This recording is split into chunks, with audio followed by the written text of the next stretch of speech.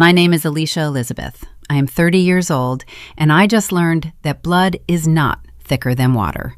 It is just more expensive. The day my younger sister sat across from me at a Michelin star restaurant and demanded $500,000, I realized I had been funding my own disrespect for a decade. Give me $580,000 or we are done. You are not my sister anymore. She looked me right in the eye when she said it. 30 years of playing the responsible older sister. 10 years of paying our parents' rent and funding her luxury lifestyle. All of it erased in a single breath over a $40 matcha latte. I did not scream. I did not negotiate. I stared at her for a long moment and gave her the exact thing she asked for. Then we are done, I said. I spent that night transferring every asset I owned into a new trust with only my name. 7 days later, she and my parents showed up at my penthouse, crying. I opened the door and told them they were too late.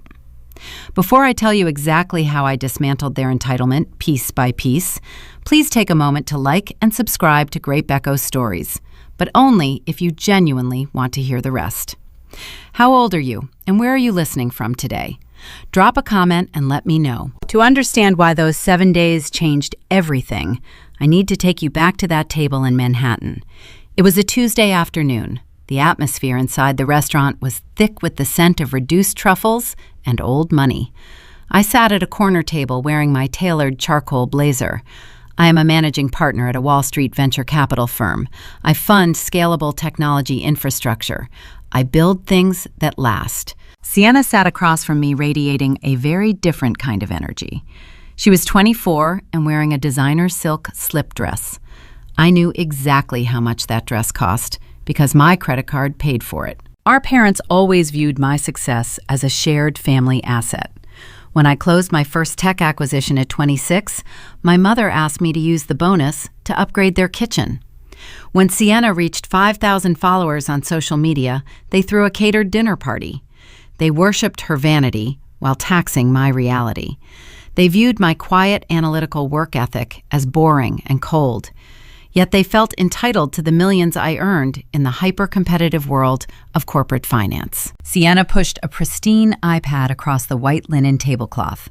On the screen, a minimalist logo floated above the words, Aura Pure, the future of clean beauty. Seed round, Sienna said. Her voice carried a breathless, practiced pitch. She tapped an almond-shaped acrylic nail against the edge of the tablet. I am letting you in on the ground floor. Friends and family discount. $580,000 gets you 15%. I did not look at the screen. I looked at my sister. I asked her about her supply chain. I asked about her manufacturer and her consumer testing data. She rolled her eyes and waved her hand, dismissing the questions. You do not understand the market, Elle. It is about the aesthetic, the vibe. People buy the lifestyle, not the ingredients. Venture capital does not fund vibes, I replied. My tone was analytical. You are asking for more than $500,000 to white label a moisturizer you have not even formulated. Your valuation is built on Instagram metrics from an account where you purchased the majority of your followers. The rejection hung in the air. Around us, the soft clinking of silver on porcelain continued. The Manhattan elite remained oblivious to the quiet fracture happening at table 4. Sienna stiffened. The polished entrepreneur act vanished. She leaned forward, and the entitled child who had never heard the word no took her place. Mom and Dad said you would do this, she hissed. Her voice dropped to a harsh whisper. They said you would be a jealous corporate machine about it. I am giving you an opportunity to support this female founder for once. I took a slow sip of my sparkling water. The audacity of her accusation crystallized something very cold inside my chest. I paid the rent on our parents' Upper East Side apartment. I covered their country club dues. I had funded Sienna's entire existence since she graduated college with a degree she never used. I bought her the imported matcha latte sitting untouched beside her elbow. Sienna played her final card. She used the same emotional extortion our family had deployed for years. She thought she held all the leverage. "Give me the money or we are done," she said, her chin tilted up in defiance. "You are not my sister anymore." I set my glass down. The condensation pooled slightly on the white tablecloth. I looked into her eyes, searching for hesitation. I found only certainty. She actually believed I would cave. She believed my fear of losing the family would override my financial sense. "Then we are done," I said. Sienna blinked. Her threat hung useless in the air. She opened her mouth, but no words came out. The psychological clock began ticking in my head. I decided right then I would give my family exactly 7 days to realize the magnitude of what they had just thrown away. 7 days to see what their life looked like without my bank account. "Check, please," I signaled the waiter. The server approached with a leather folder. I placed my black card on the tray. I signed the receipt and stood up. Sienna just sat there staring at me. The reality of the moment had not even begun to register in her mind. I walked out of the restaurant and stepped into the crisp New York air. The real work was about to begin. I returned to my Tribeca penthouse just as the evening traffic began to clog the streets below. The elevator doors slid shut, blocking out the noise of the city. My apartment occupied the entire top floor. It was a space defined by sharp angles, polished concrete, and floor-to-ceiling windows looking out over the Hudson River. A month ago, my mother Vivian stood in the center of this living room, clutching her designer handbag. She had shivered dramatically and called the apartment a cold glass cage. She preferred plush carpets, heavily draped windows, and the illusion of warmth. She liked spaces that hid things. I preferred transparency. Soon enough, she would understand just how dangerous a glass cage could be. I poured myself a single measure of scotch and walked to the window. The Manhattan skyline was a chaotic grid of light and ambition. Down there, millions of people were fighting for fractions of a percent. Up here, the silence was heavy. I pulled out my phone and dialed a number I kept on speed dial. Marcus answered on the second ring. "I need you at my apartment," I said. "Bring the severance frameworks. All of them." Marcus was a partner at a boutique law firm specializing in asset protection for high-net-worth individuals. He charged $1,200 an hour and did not ask questions regarding family drama. He only cared about liability and leverage. He arrived 40 minutes later carrying a reinforced leather briefcase. He wore a crisp navy suit that betrayed no signs of the late hour. We sat at the long marble dining table. I did not offer him a drink. He did not ask for one. "What are we excising today?" he asked, opening his laptop. "Everything," I replied. "I want a total financial quarantine. For the next 6 hours, the only sounds in the penthouse were the quiet, methodical scratch of Marcus executing legal documents and the occasional hum of the refrigerator. We built a fortress around my capital. First, we targeted the real estate. 5 years ago, my parents had complained incessantly about their aging townhouse in Queens. They claimed the neighborhood was declining. They claimed their friends from the country club were judging them. To buy my piece, I signed the lease on a sprawling 4-bedroom apartment on the Upper East Side. I paid the exorbitant rent on the first of every month. I furnished it. I paid the maintenance fees. "Transfer the lease into a blind trust," I instructed Marcus. "The new entity will be managed by a third-party holding company. Remove my name as the primary guarantor." Marcus typed rapidly. "Done. If they default, the holding company issues the eviction notice. Your hands remain clean." Next, we moved to the investment portfolios. Sienna held a minor trust fund I had established when she turned 18. It was designed to pay for her education. Instead, she used it to fund trips to Tulum and buy luxury handbags while pursuing a phantom career as an influencer. Liquidate the discretionary accounts, I ordered. Reroute the capital into my primary venture fund. Marcus paused, looking up from his screen. He adjusted his glasses. The cold blue light of the laptop reflected in his eyes. "You understand this will trigger a notification on their end?" he asked. "That is the point," I said. We continued through the ledger of my family greed. The country club memberships, the car leases, the premium health insurance plans. I severed every cord. Each signature felt like cutting away dead weight. I realized how much energy I had expended keeping them afloat. I had built a thriving venture capital firm by identifying failing businesses and restructuring them. Yet I had allowed my own family to operate as a toxic asset for a decade. Around 3 a.m, Marcus pulled a thin manila folder from his briefcase. He set it on the marble table. "We have a loose end," he noted, "a dormant document from 5 years ago." I frowned, picking up the folder. Inside was a standard legal form. When you were hospitalized for exhaustion during the launch of your second tech fund, you needed someone to sign a time-sensitive acquisition contract on your behalf, Marcus explained. You granted your parents a limited power of attorney. It was highly restricted, but we never formally revoked it after you were discharged. I stared at the signatures on the page. I remembered that week. I had worked 90-hour weeks for 6 months straight. My body had simply given out. While I lay in a hospital bed hooked to an IV, my mother had complained about the hospital cafeteria food. My father had asked if my illness would affect their monthly allowance. "It is a Chekhov's gun," Marcus warned, leaning forward.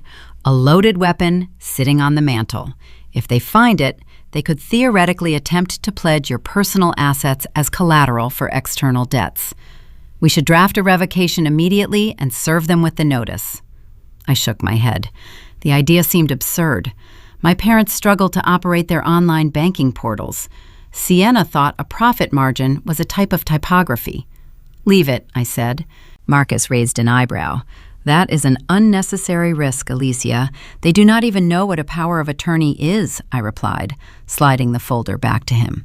"They lack the financial literacy to exploit a loophole that complex. Sending a formal legal revocation will only signal that I am scared. I am not giving them the satisfaction of a warning." Marcus sighed, but returned the folder to his briefcase. "As your counsel, I advise against this. As your friend, I will just note that desperation makes stupid people remarkably resourceful." The warning hovered in the quiet air, but I dismissed it. My focus was on the immediate execution. I wanted the severing to be surgical. I wanted the shock to be total. Outside the floor-to-ceiling windows, the sky began to shift. The deep black of night gave way to the bruised purple of early dawn. The chaotic, glittering skyline of Manhattan seemed to hold its breath. The city was waking up. Millions of people were preparing to hustle, to negotiate, to survive. My family was sleeping soundly in luxury beds I had purchased, resting on the assumption that my labor would always subsidize their leisure. Marcus closed his laptop. The screen snapped shut with a sharp finality. "The trusts are established," he stated. "The holding companies are active. The asset transfers will clear when the banking networks open. You are officially quarantined." He began organizing his pens. He placed them meticulously into a leather case. The contrast between the sprawling, messy reality of human relationships and the crisp, definitive nature of corporate law always fascinated me. You could not negotiate with a boundary drawn in legal ink. "Before I go," Marcus said, checking his watch, "there is one immediate mechanism we need to address: the joint credit cards." I looked at the clock on the wall. It was 5:30 in the morning. "The platinum accounts you opened for Vivian and Richard are scheduled for their monthly auto-renewal cycle today," Marcus elaborated. "The balances are cleared automatically from your primary checking account at 8 o'clock. I pictured my mother waking up. Her daily routine consisted of a private Pilates session, followed by a trip to a high-end boutique or luxury spa. I pictured my father taking his friends to expensive steakhouses, ordering imported wine on my dime, while bragging about his successful daughters. "Cancel the auto-renewal," I directed. Marcus paused, his hand resting on the handle of his briefcase. "Do you want me to transfer a final bridge payment?" "Just to cover this month's existing charges." "No," I said. My voice was steady. "Freeze the accounts, cancel the lines of credit, decline all pending authorizations. If I do that, their cards will bounce the moment they try to use them," Marcus cautioned. "It will be immediate. It will be public." I walked back to the window and looked down at the empty streets. The first strike was not just about the money. It was about the humiliation. It was about forcing them to face the reality of their own reflection without my wealth softening the edges. "Do it," I said. Marcus nodded. He pulled his phone from his pocket and typed a brief, secure message to the banking concierge. The instruction was sent. The trap was set. "Have a good morning, Alicia," Marcus said, letting himself out. The heavy mahogany door clicked shut behind him. I stood alone in the penthouse. The silence was no longer heavy. It felt light. It felt like oxygen. At 8 o'clock, the banking network would reject the auto renewal. The limitless funds my family had enjoyed for a decade would vanish into thin air. I walked to the kitchen and pressed the button on the espresso machine. The low mechanical grind filled the room. Sienna had given me an ultimatum. She had told me we were no longer sisters unless I funded her vanity project. She thought she was holding a knife to my throat. She did not realize she had simply handed me the scalpel I needed to cut the rot away. My phone sat on the marble counter. Its screen was dark. I poured the dark espresso into a ceramic cup and waited for the screaming to begin. The crystal chandeliers of the Pierre Hotel ballroom cast a fractured golden light over the assembled crowd. It was Tuesday evening. I stood near the sweeping grand staircase holding a tall glass of sparkling water. The annual Tech Cares philanthropy event served as a premium hunting ground for the Manhattan elite. Billionaire software creators rubbed elbows with hedge fund managers, pretending to care about charitable causes, while securing their next funding rounds. I was currently entertaining the creators of a predictive supply chain logistics software. They were brilliant engineers, but terrible negotiators. I spent the previous 40 minutes gently guiding them toward a term sheet that favored my investment portfolio. My phone vibrated in my satin clutch. I ignored the notification. The device had been buzzing incessantly since 8 in the morning. My parents lived their lives on a predictable conveyor belt of curated leisure experiences. Tuesdays usually involved a private town car ride to the Hamptons for a seafood lunch, followed by an afternoon of retail therapy. I knew exactly when the financial guillotine dropped. At 1:15 in the afternoon, my private banking concierge sent a discreet text message confirming the primary platinum accounts were locked. 3 minutes later, the missed calls began pouring in. I sent every single one to voicemail. "So your firm provides the scaling infrastructure," the logistics chief executive asked, leaning closer over the melodic hum of a string quartet. "We provide the capital architecture," I corrected smoothly, keeping my tone encouraging but firm. "You build the predictive algorithms. We build the financial runway to ensure nobody hostile buys your company out during the vulnerable early growth phase." Before the executive could formulate a response, a sudden disruptive commotion rippled near the ballroom entrance. The heavy velvet curtains parted with an ungraceful shove. 2 figures pushed past the frantic event security coordinator. I recognized that specific brand of chaotic, entitled energy instantly. Vivian and Richard Elizabeth had arrived. My mother wore a designer silk wrap dress that looked hastily thrown on.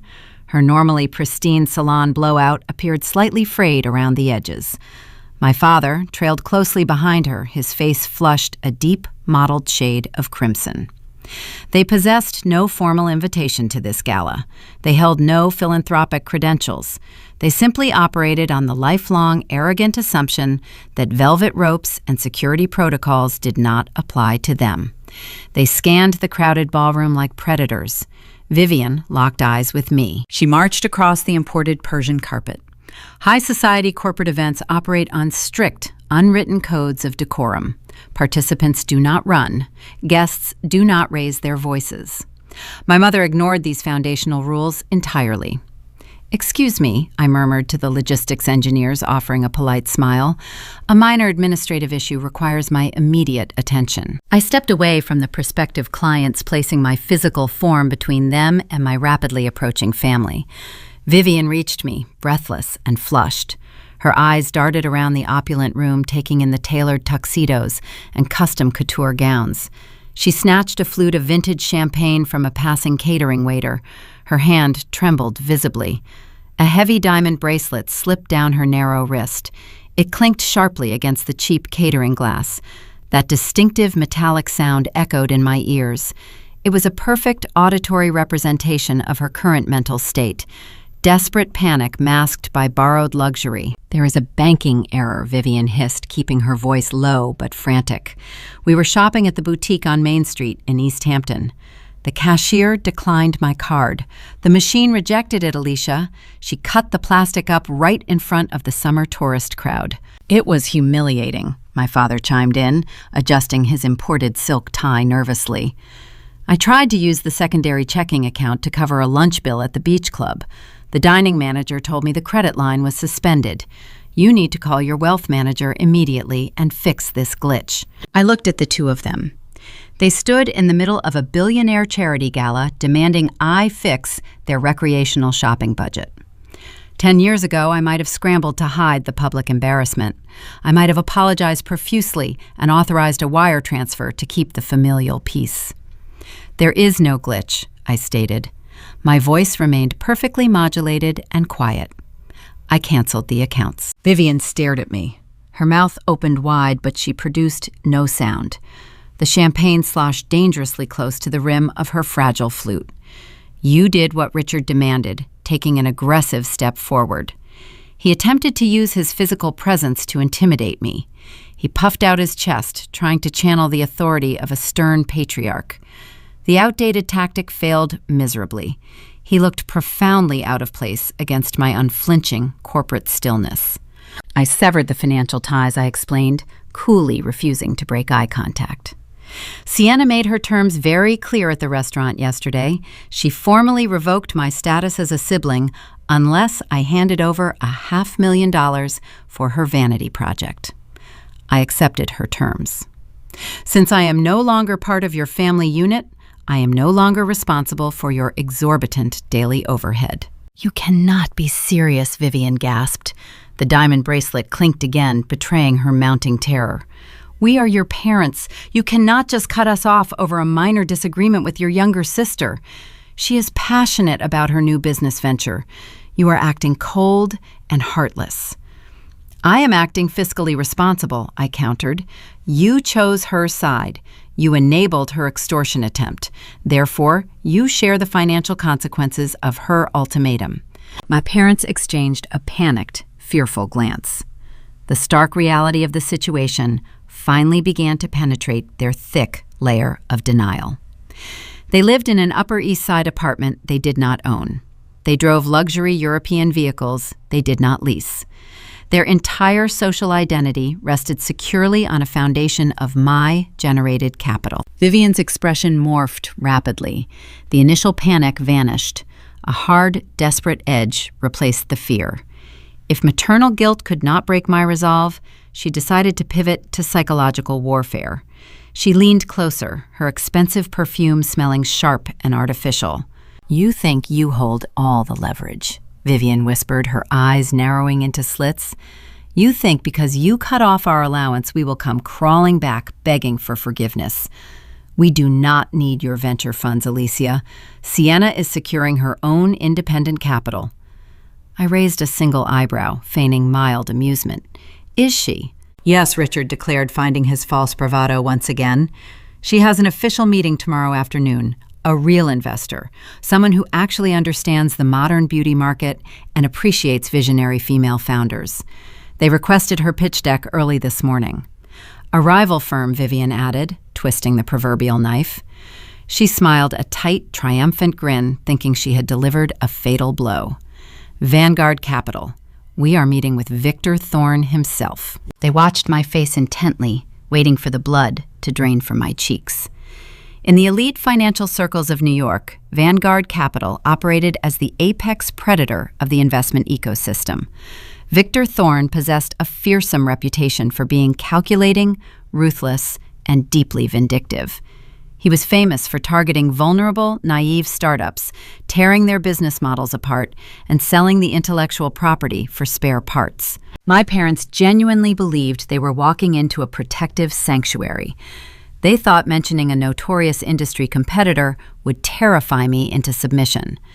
They assumed I would beg them to stop the meeting, fearing a public relations disaster or a catastrophic loss of market share. I kept my facial expression entirely neutral. I took a slow, deliberate breath, letting the ambient noise of the gala wash over us. I wish her the absolute best of luck with Victor, I said evenly. Enjoy the rest of your evening. I turned my back on them and walked gracefully back toward the logistics software founders. Behind me, I heard my father mutter a sharp curse. I heard my mother slam her champagne flute down onto a passing silver tray. They retreated toward the ballroom exit, their grand public ambush yielding nothing but cold dismissal. I smiled warmly at my prospective clients, apologizing for the brief familial interruption. Outwardly, I remained the perfect picture of corporate composure. Inside, my analytical mind raced with exquisite anticipation. My parents thought they had discovered a clever loophole. They thought Sienna's amateur presentation had genuinely attracted the attention of a Wall Street titan. They were walking blindly into a financial slaughterhouse. What Vivian and Richard did not know was the hidden architecture of my early career. 10 years ago, when I first entered the competitive venture capital sector, a senior managing partner recognized my raw potential. He taught me how to read complex balance sheets. He taught me how to identify hidden corporate liabilities. He taught me how to destroy parasitic entities with a single contract clause. That foundational mentor was Victor Thorne. Victor and I had orchestrated this exact scenario over a brief, secure phone call yesterday afternoon. I knew Sienna was arrogant and desperate enough to shop her unproven ideas to my biggest perceived competitors. I simply ensured Victor's executive assistant moved her presentation to the very top of the meeting schedule. My family believed Vanguard Capital was their ultimate salvation. They had no idea Vanguard was the anvil. I was the hammer. And tomorrow afternoon, the trap we built together would snap shut around them. I arrived at my financial district headquarters precisely at 6 a.m. on Wednesday. The expansive trading floor remained dormant, but my elite cadre of analysts was already processing global market fluctuations. I bypassed the main bullpen and entered my corner suite.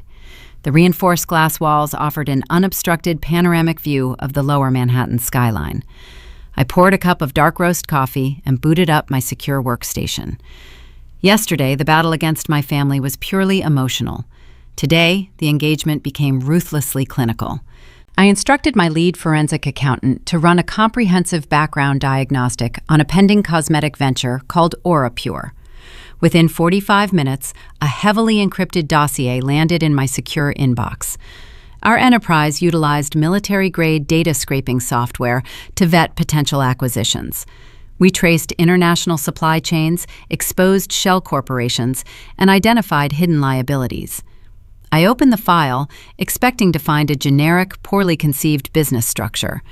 The reality proved far more sinister than simple incompetence.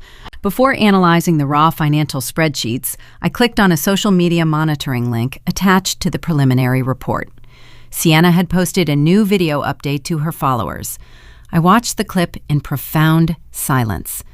My sister sat in the plush leather back seat of a luxury rideshare vehicle, wearing a pristine white Chanel blazer. I recognized the tailored garment immediately because the exorbitant charge had appeared on my personal American Express statement exactly 3 weeks prior. Sienna stared into the camera lens, adopting a solemn, performative expression. She spoke softly about the crushing struggles of being a visionary female founder in a harsh, patriarchal society.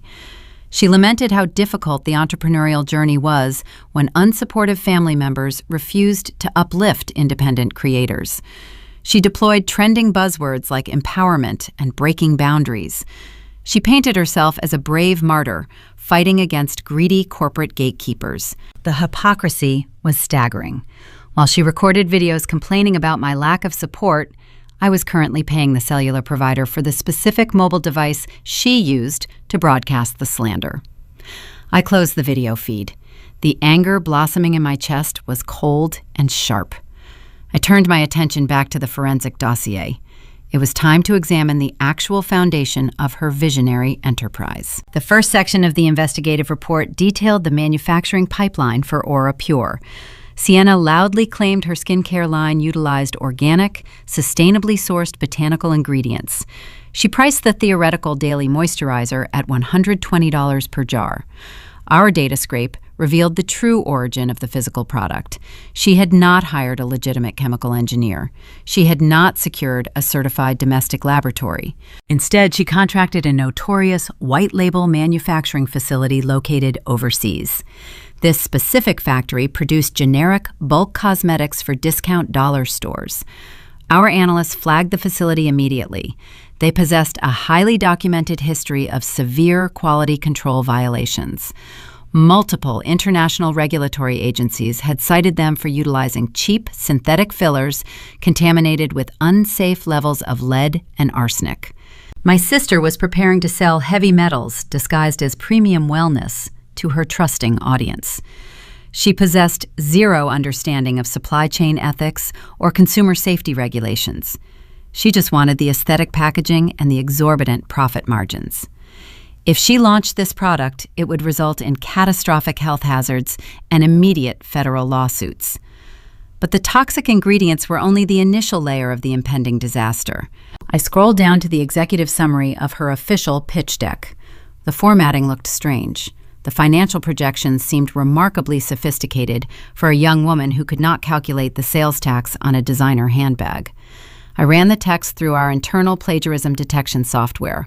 The system highlighted 90% of the document in bright crimson ink. Sienna had copied the entire operational structure from a widely successful organic beverage company. She simply swapped the word beverage for moisturizer. It was a lazy, pathetic attempt at corporate mimicry. However, the final 10% of the document made my blood run ice cold. The concluding pages of her presentation contained a proprietary algorithm designed to maximize direct-to-consumer shipping efficiency. It detailed a highly advanced predictive logistics model utilizing artificial intelligence to route packages around weather disruptions. That specific mathematical model did not exist in the public domain. It belonged to a highly secretive tech logistics startup. It belonged to the exact organization I had just finalized an acquisition deal with at the charity gala the previous night. I leaned back in my leather ergonomic chair, staring at the glowing monitor. How did she acquire a highly classified predictive model? The answer materialized a moment later. 3 weeks ago, my parents hosted a small Sunday brunch at their Upper East Side apartment. I had brought a physical copy of the logistics portfolio to review before the meal. I left my locked leather briefcase unattended in the dining room for 10 minutes while helping Vivian in the kitchen. Sienna was alone in the dining room. She must have cracked the simple combination lock and photographed the confidential documents, assuming the complex charts made her superficial beauty pitch look smart and legitimate to potential investors. She did not realize she had committed industrial espionage. She had stolen classified intellectual property from my venture capital firm and embedded it into her fraudulent cosmetics presentation.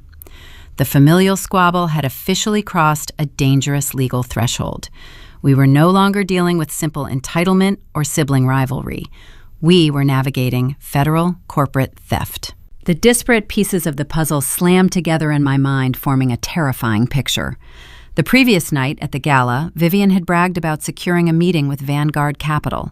She boasted that Victor Thorne personally requested the pitch deck. Victor was a ruthless operator.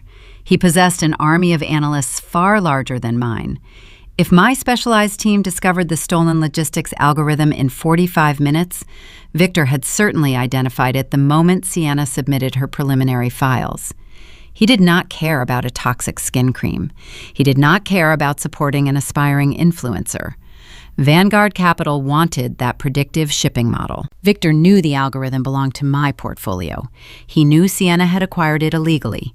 By funding her fake company, he could, theoretically, claim a significant percentage of the stolen intellectual property, forcing my firm into a protracted legal battle over ownership rights. I picked up my secure office phone and dialed his direct private line. He answered on the first ring. "I see you received my sister's amateur presentation," I stated, skipping any polite introductions. Victor chuckled. The sound was deep and rasping over the encrypted connection. "It is a terrible skincare line, Alicia. The heavy metal content alone is a catastrophic liability. But the back-end shipping algorithm she included is quite fascinating. Familiar, too." She photographed confidential documents inside my parents' residence, I explained, my voice tight with controlled precision. You know that intellectual property belongs to my firm. I know nothing, Victor replied smoothly, playing the corporate game. I only know a young entrepreneur came to me with a brilliant logistics model. If I fund her, tomorrow, I own that model, unless you want to negotiate a settlement right now. I looked out over the Manhattan skyline. My family thought they had outsmarted me. They thought they had secured a powerful ally.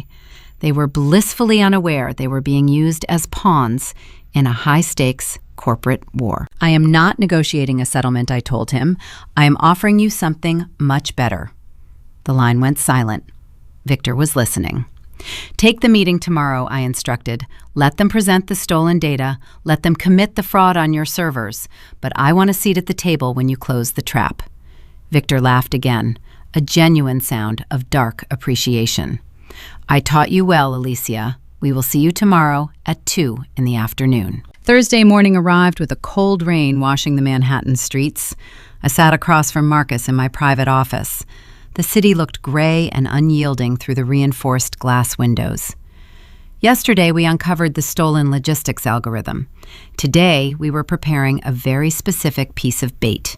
I needed to offer my family a false sense of victory. I needed them to feel complacent and powerful. If they walked into Vanguard Capital feeling desperate, they might hesitate or read the fine print. If they walked into that boardroom feeling arrogant, they would make fatal mistakes. Draft a formal term sheet for AuraPure, I instructed Marcus. He looked at me with a raised eyebrow, but opened his laptop and began typing. Make the preliminary offer incredibly generous, I continued. Give Sienna the $580,000 she demanded. Place the company valuation at an absurd $3 million. Let her retain 90% of the operating equity. Frame it as a surrender. Make it look like I caved to their public pressure. Marcus paused, his fingers hovering over the keyboard. That is a terrible deal, he noted. You are giving away capital for practically nothing. I smiled a cold, tight expression. Turn to page 42, I told them. Insert an intellectual property surrender clause. Bury it deep inside the standard indemnification boilerplate. Frame it using the most dense corporate jargon possible. If Sienna signs this document, she grants my firm irrevocable exclusive rights to any algorithms or digital models contained within her business plan. I am legally buying back my own stolen data for pennies on the dollar. Marcus nodded in quiet appreciation. It is a brilliant trap, he admitted. But what if they hire a competent lawyer to review the contract? They will not hire a lawyer, I replied. They do not want to spend the money. More importantly, my father believes he is smarter than any attorney in New York. Richard Elizabeth fancied himself a financial genius. He spent the late 90s working as a mid-level stockbroker before losing his license due to an ethics violation involving mishandled client funds. He never took responsibility for that failure. He spent the next 2 decades living off my mother's shrinking inheritance and eventually my venture capital income. He possessed immense pride and zero actual business acumen. He would glance at the top page, see the high valuation, and declare immediate victory. The courier delivered the thick physical document to their Upper East Side residence just before noon. I anticipated their exact reaction before the messenger even returned to the financial district. They would view the contract as my unconditional surrender. They would assume the looming threat of Victor Thorne had terrified me into compliance. By 2 in the afternoon, the digital evidence materialized. Sienna could never resist the urge to broadcast her life to strangers on the internet. She launched a live video stream on her social media platform. I watched the broadcast on my secondary monitor with the volume turned low. The camera panned across the lavish living room I paid for. Sienna shrieked with forced joy, holding a glass of expensive champagne. "We did it, you guys," she squealed to her audience. The universe always rewards female founders who stand their ground against toxic corporate bullies. My sister finally realized my worth. I just secured my seed funding. The camera angle shifted to capture my father. Richard sat on the imported Italian leather sofa looking incredibly smug. He wore a cashmere sweater I had purchased for him last Christmas. He held a thick, imported Cuban cigar between his fingers. A crystal tumbler of scotch rested on the rented mahogany coffee table. Beneath the sweating glass, he had placed the physical, printed copy of my draft term sheet. He used a multi-million-dollar legal contract as a makeshift coaster. A brown ring of condensation stained the front page right above my corporate logo. It was a micro detail, but it spoke volumes. It highlighted their profound disrespect for the wealth they demanded.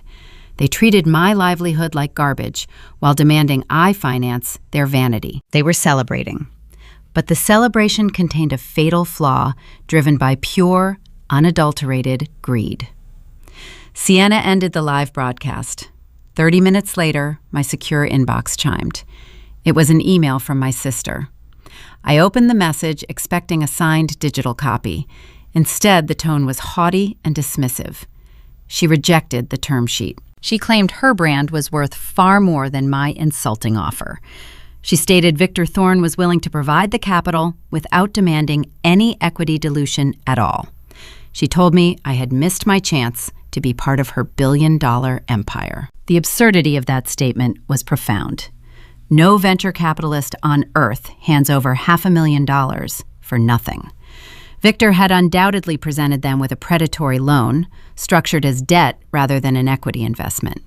He wanted to secure the intellectual property through a default mechanism. He knew they would fail to repay the loan, and he would legally seize all their business assets. To secure a corporate loan of that magnitude from Vanguard Capital, a borrower without a legitimate credit history needed a guarantor.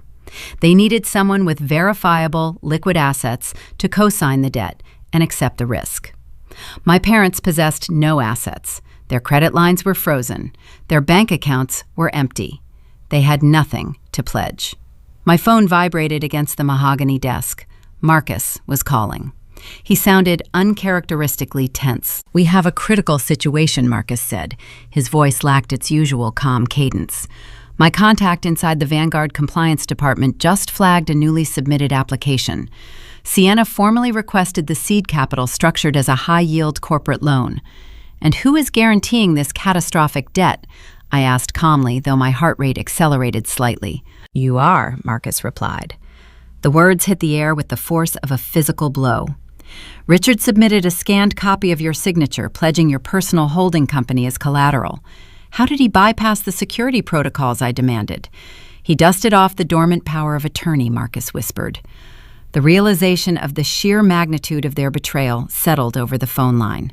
"They rejected your legitimate red herring offer because they wanted it all," Marcus explained.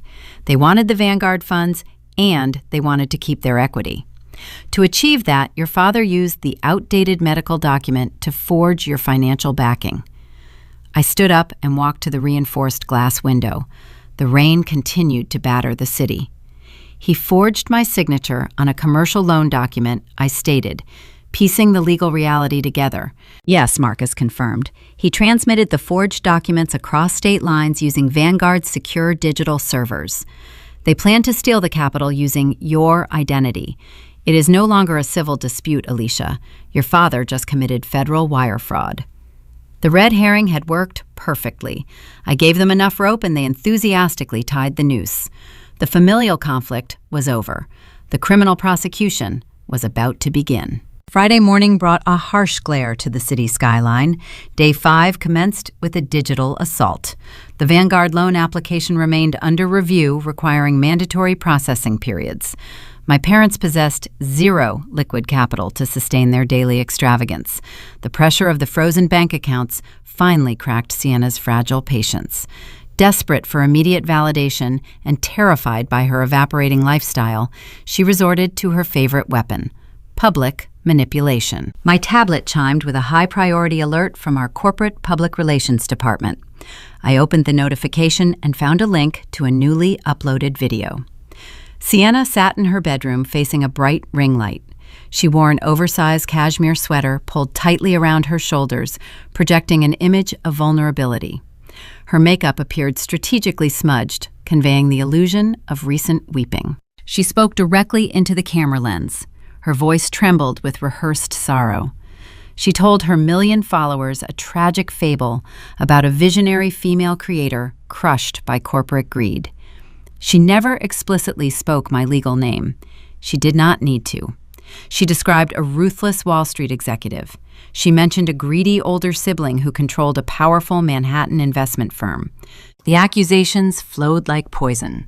Sienna claimed this unnamed sibling planned to steal her revolutionary clean skincare concept. She alleged I froze our elderly parents' bank accounts to starve them into submission. She painted a masterpiece of deceit. She was the brave underdog defending her billion-dollar idea against a monstrous capitalist tyrant. Watching her perform, I recalled a specific incident from our childhood. Sienna was 14, competing in a regional equestrian jumping tournament. She realized a rival rider possessed a faster completion time. Instead of accepting defeat, Sienna threw herself off her horse, holding her ankle and wailing in agony. She claimed the other girl had intentionally spooked her mount. The judges disqualified the rival. My parents bought Sienna a new saddle to comfort her trauma. She learned early that weaponized victimhood yielded tangible rewards. Now she was applying that juvenile tactic to the high-stakes arena of corporate finance. The digital broadcast caught fire immediately. The algorithm favored outrage, and Sienna delivered a spectacular controversy. The view count surged past 200,000 within the first hour. It crossed 500,000 by lunchtime. The comment section overflowed with vitriol directed at my firm. Strangers demanded justice for the crying girl on their screens. The scandal breached the containment of social media and infiltrated the elite financial circles of New York. Wealthy socialites thrive on fresh gossip. By early afternoon, the whispers echoed through the corridors of every major bank and hedge fund in the city. The narrative shifted from a petty family dispute into a legitimate public relations crisis. At 3 o'clock, I stood inside our primary executive boardroom. The vast space featured a polished mahogany table and panoramic views of the financial district. 4 of my senior partners sat in the high-backed leather chairs, looking uncharacteristically tense. We were scheduled to underwrite a highly anticipated initial public offering for a green energy conglomerate the following week. The deal represented hundreds of millions in potential revenue. Jonathan, the senior managing director, tapped his expensive fountain pen against a legal pad. He looked at the glowing tablet positioned in the center of the table. Sienna's video looped silently on the screen. "This is becoming a severe distraction," Alicia Jonathan stated. His tone carried a heavy layer of institutional concern. "The green energy founders called me 20 minutes ago. They heard the rumors. They read the comments. They are highly sensitive to negative optics. We cannot launch their public offering while our managing partner is trending online as a predatory corporate villain." I listened to his anxieties without interrupting. I turned my back to the table and faced the large decorative mirror mounted on the far wall. I smoothed the lapels of my tailored charcoal blazer. I inspected my reflection, noting the calm, steady rhythm of my breathing. My expression remained clinically detached. I watched the digital view count climb higher in the reflection of the glass. 800,000 views. 900,000. "The optics are temporary," I told the room. My voice resonated with unshakable confidence. "The underlying fundamentals of our firm remain pristine. I will not allow a social media temper tantrum to derail our underwriting schedule." The heavy oak door swung open before Jonathan could formulate a rebuttal. Marcus strode into the boardroom. He carried a thick stack of freshly printed legal documents. His usual calm demeanor was replaced by a sharp, predatory focus. He dropped the papers onto the mahogany table directly next to the looping video. "I have the response ready," Marcus announced. He looked at me, his eyes filled with professional fury. "This is a comprehensive cease and desist order. It includes claims for defamation, libel, and tortious interference with prospective business relations. I embedded a demand for an immediate public retraction and a permanent injunction against any future broadcasts mentioning your likeness or your firm." Jonathan nodded in swift agreement. "Serve them immediately," he urged. "Shut this circus down before the closing bell rings." Marcus picked up a premium ballpoint pen and extended it toward me. "Sign the authorization, Alicia. A federal judge will grant the injunction by morning. We can crush her platform into dust." I looked at the pen.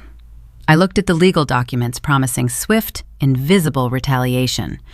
Then I looked back at the tablet where Sienna continued to perform her tragic monologue for an audience rapidly approaching 1 million viewers. The natural instinct of any corporate executive facing a public relations crisis is rapid containment. You bury the scandal, you silence the accuser, you protect the brand at all costs.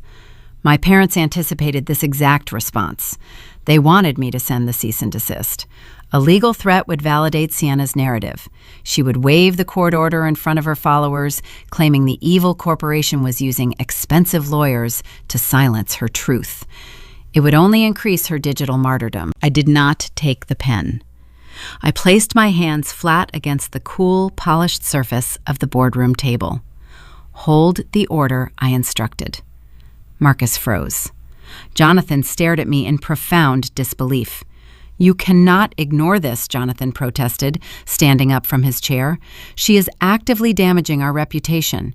Every hour that video remains active costs us invaluable institutional trust. I am not ignoring it, Jonathan, I replied, meeting his panicked gaze with chilling serenity.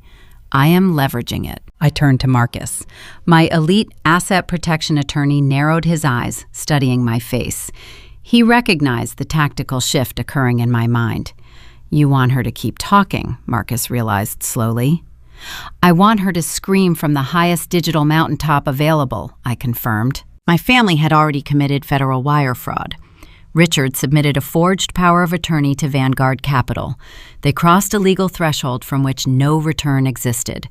But right now, that crime existed solely in the shadows of a private server. If I crushed Sienna today, the public would never see the truth. They would only remember the tears of a victimized influencer. To secure a total victory, I needed the audience. I needed every single person who watched that video to remain deeply invested in the narrative. Let her gather her followers, I explained to my partners. Let her build the tallest pedestal imaginable. Let the Manhattan elite whisper about my supposed cruelty. The PR bleed is intentional. The higher Sienna climbs, the harder the impending legal fall will be. Jonathan shook his head, still struggling to comprehend the strategy. But the IPO timeline is fragile, Alicia. How long do we endure this public bleeding? The bleeding will stop in exactly 48 hours, I assured him. I picked up the tablet and paused the video directly on Sienna's tear-stained face. She wanted the spotlight. I was going to give her a stadium. When the trap finally snapped shut inside the glass boardroom of Vanguard Capital, she would not suffer in obscurity. Her fraudulent empire, her stolen intellectual property, and our father's federal felony would be exposed to the massive audience she demanded. Put the cease and desist away, Marcus, I commanded.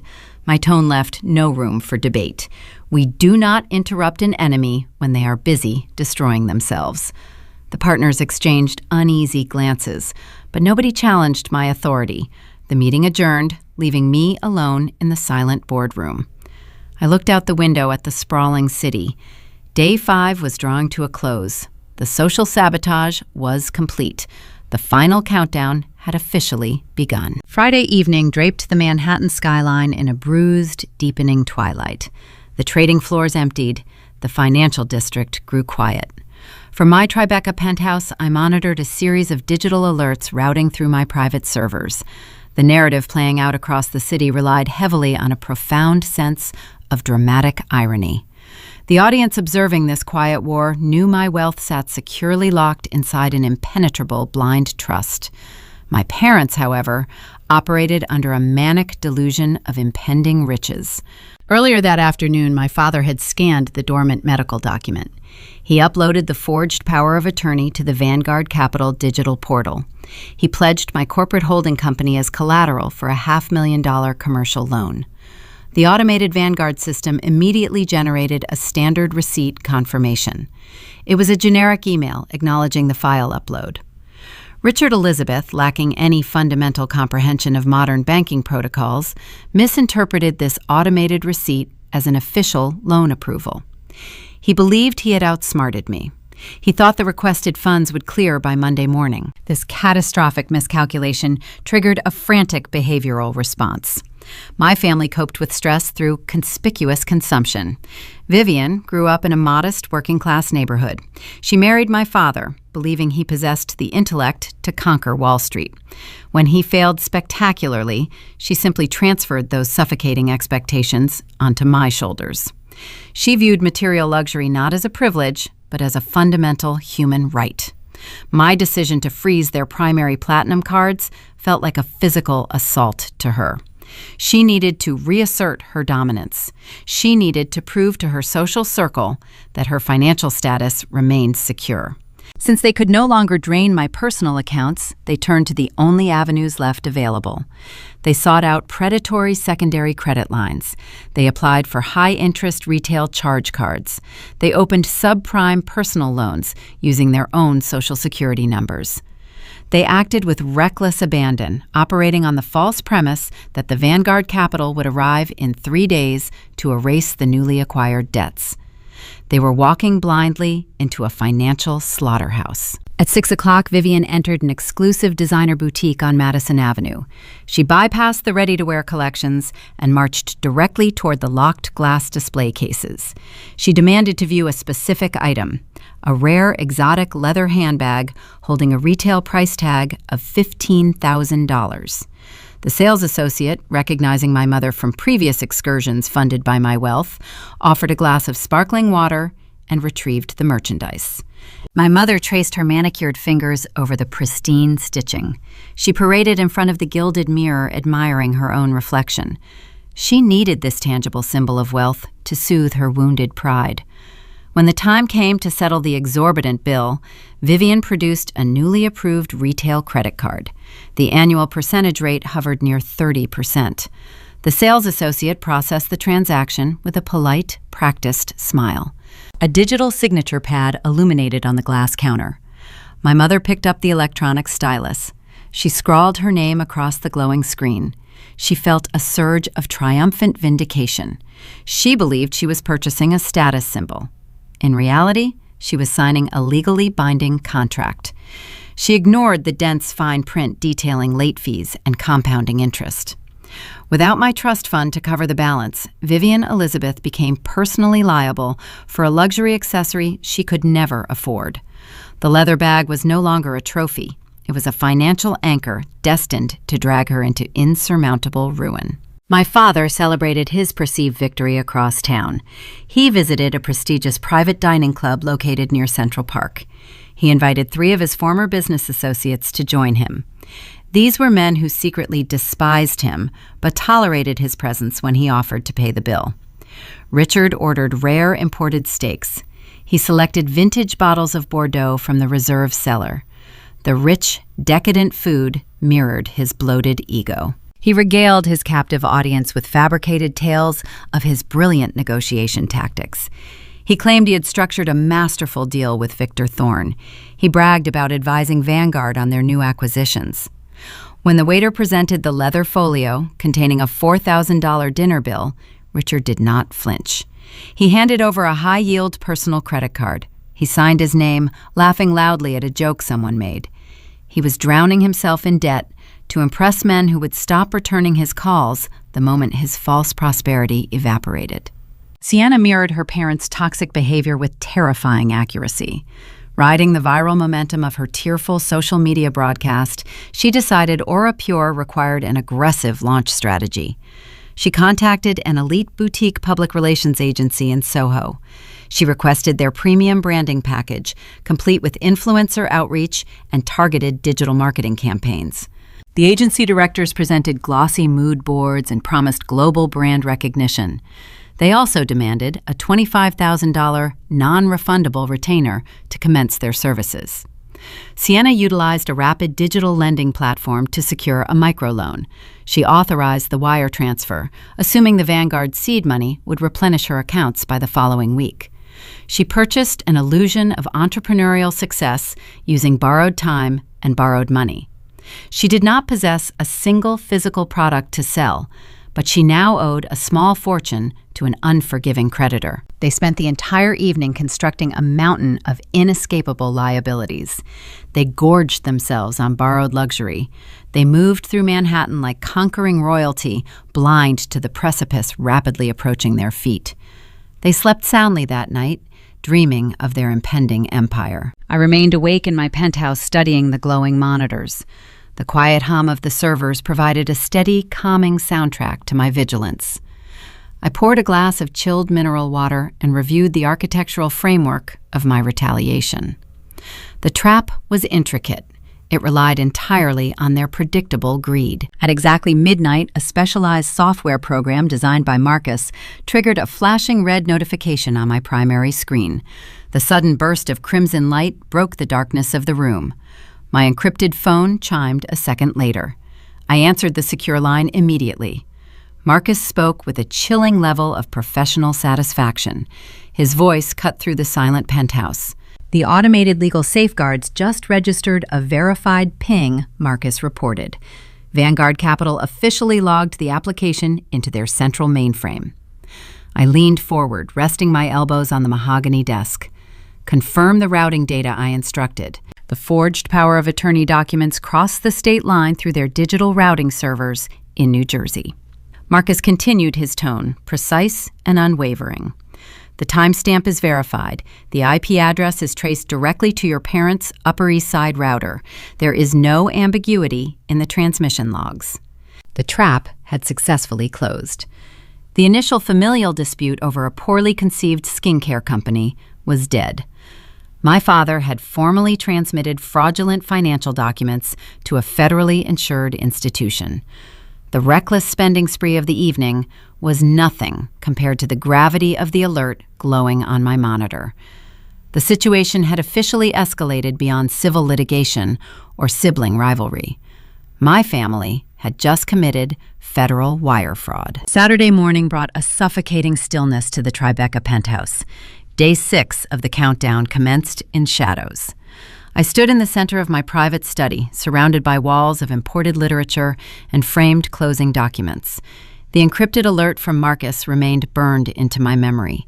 Federal wire fraud, identity theft, crossing state lines via digital servers. These were not civil infractions resolved through arbitration. These were federal felonies carrying mandatory prison sentences.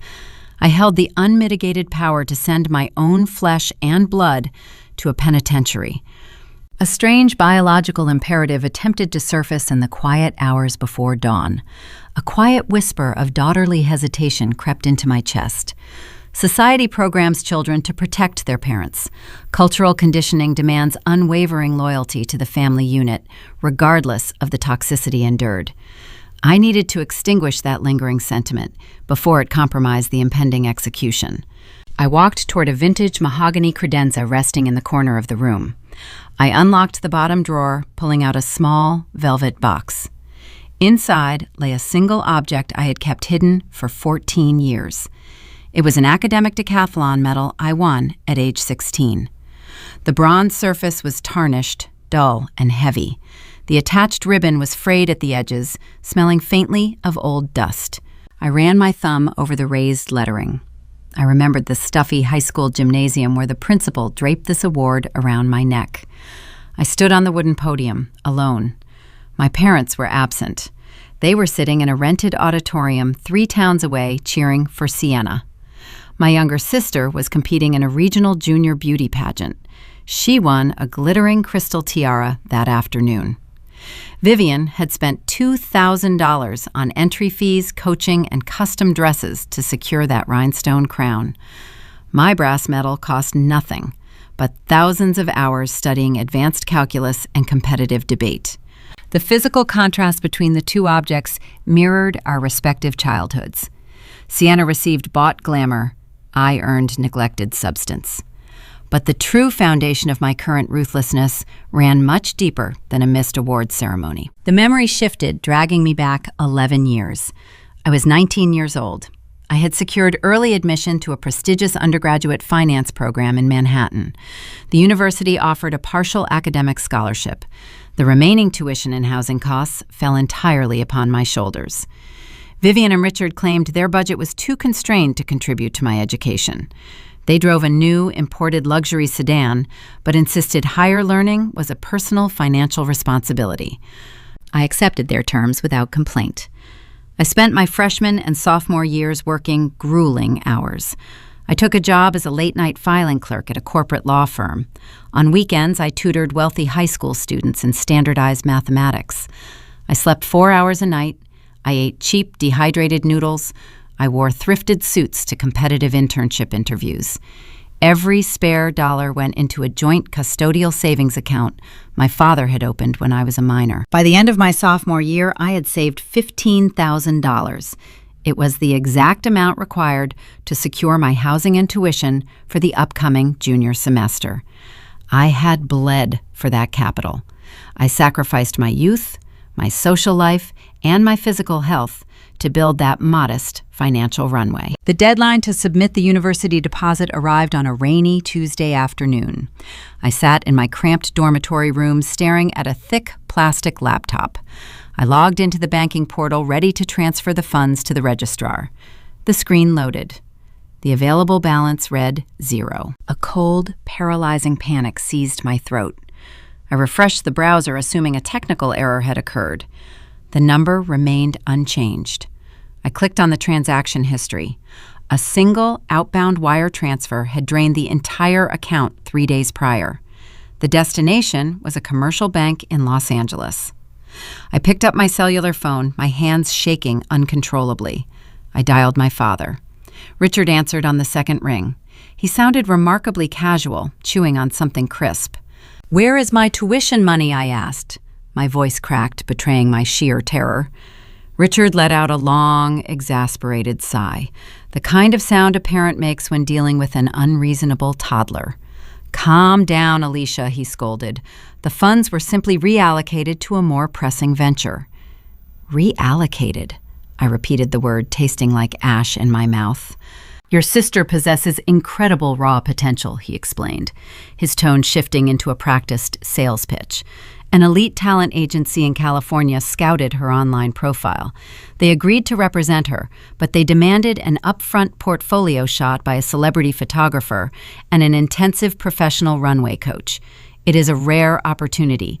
We had to move the capital quickly to secure her spot. "You stole my savings," I whispered, the reality crashing down around me.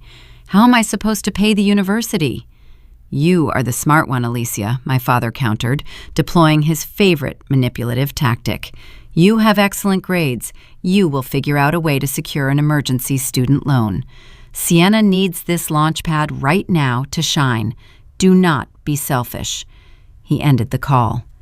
He hung up the phone, leaving me staring at a blank wall. The physical sensation of that betrayal echoed in my present reality. They did not just steal my currency. They stole my exhaustion. They stole the ache in my hands from filing legal briefs at midnight. They stole my sleepless nights. They threw me into a financial abyss to fund a superficial fantasy that yielded 0 returns. Sienna never booked a single modeling campaign. The expensive portfolio gathered dust in her closet. The $15,000 vanished into the void of her vanity. I spent the next 5 years drowning in predatory high-interest student loans. I clawed my way into the venture capital sector, fueled by an unyielding desperation to never depend on another human being again. I built my empire on the ashes of that stolen tuition. That was the foundational lesson my family imparted. They did not view me as a daughter requiring protection or nurture. They viewed me as a utility. I was a machine designed to generate resources for their favored child. If the machine broke down, they simply expected it to fix itself, the lingering biological guilt evaporating from my chest. The memory acted as a perfect neutralizing agent. Why should I protect them from the consequences of their wire fraud? They threw me to the wolves without a second thought. Now they were wandering into a trap of their own making, fueled by the exact same parasitic greed that drained my account 11 years ago. I placed the tarnished brass metal back into the velvet box. I closed the lid and locked the credenza. The physical act sealed my resolve permanently. The daughter who cried in a cramped dormitory room was dead. The senior managing partner remained standing. I walked toward the expansive windows. The dark horizon began to glow. Dawn broke over the East River. The sky turned a brilliant shade of fractured gold and piercing orange. The metropolis awakened, preparing for another day of ruthless commerce. The emotional severance reached its completion. The sun illuminated the glass walls of my penthouse. My mind shifted from historical reflection to tactical execution. Tomorrow, they would walk into Vanguard Capital expecting a coronation. I needed to construct the perfect arena for their execution. I picked up my encrypted mobile device and drafted a single text message to Marcus. It was time to set the glass stage. Saturday afternoon cast a sharp, angular light across the lower Manhattan financial district.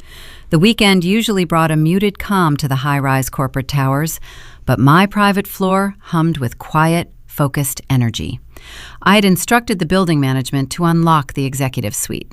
I required a very specific environment to execute the final phase of my strategy. The impending confrontation demanded a stage stripped of any domestic comfort. I selected the primary corner boardroom to serve as the arena. This particular chamber possessed a distinct architectural aesthetic. Floor-to-ceiling transparent panes formed all four walls, offering an unobstructed panoramic view of the Hudson River and the surrounding concrete canyons. During a visit several months prior, my mother had nervously paced this exact floor. She complained the layout felt like a cold glass cage. Vivian despised modern minimalist design. She preferred spaces draped in heavy velvet curtains, adorned with dim lighting, and cluttered with expensive antique distractions. She liked environments designed to conceal flaws. The corner boardroom offered no shadows. It forced total, uncompromising exposure. Everyone standing inside could be seen from the central bullpen. Every gesture became visible. It was a physical manifestation of corporate transparency. My family operated on a currency of whispered lies, hidden debts, and curated social media illusions. Placing them inside a transparent box neutralized their primary defensive tactics. They could not hide in here. Marcus arrived shortly after 1 o'clock. He carried a heavy, reinforced locking briefcase. He set the metallic container onto the long, polished mahogany table that dominated the center of the room. The attorney looked tired, but his eyes held a sharp, predatory gleam. He had spent the entire morning coordinating with our private forensic investigators and his contacts within Vanguard Capital. The physical weight of the evidence surprised me when he opened the latch. Digital files often feel abstract. You can delete an email or swipe away a notification. Printed documentation carries a ruthless finality. I unpacked the materials in silence. I held 3 distinct sets of paperwork. I encased each compilation inside a thick, black leather-bound dossier. The textured covers felt cool against my fingertips. I began placing them along the smooth wooden surface. I aligned the edges with mathematical precision, measuring the exact distance between the chair placements and the portfolios. Each meticulously positioned binder represented a definitive nail in the coffin of my family's lifelong entitlement. I paused to examine the first portfolio resting at the head of the table.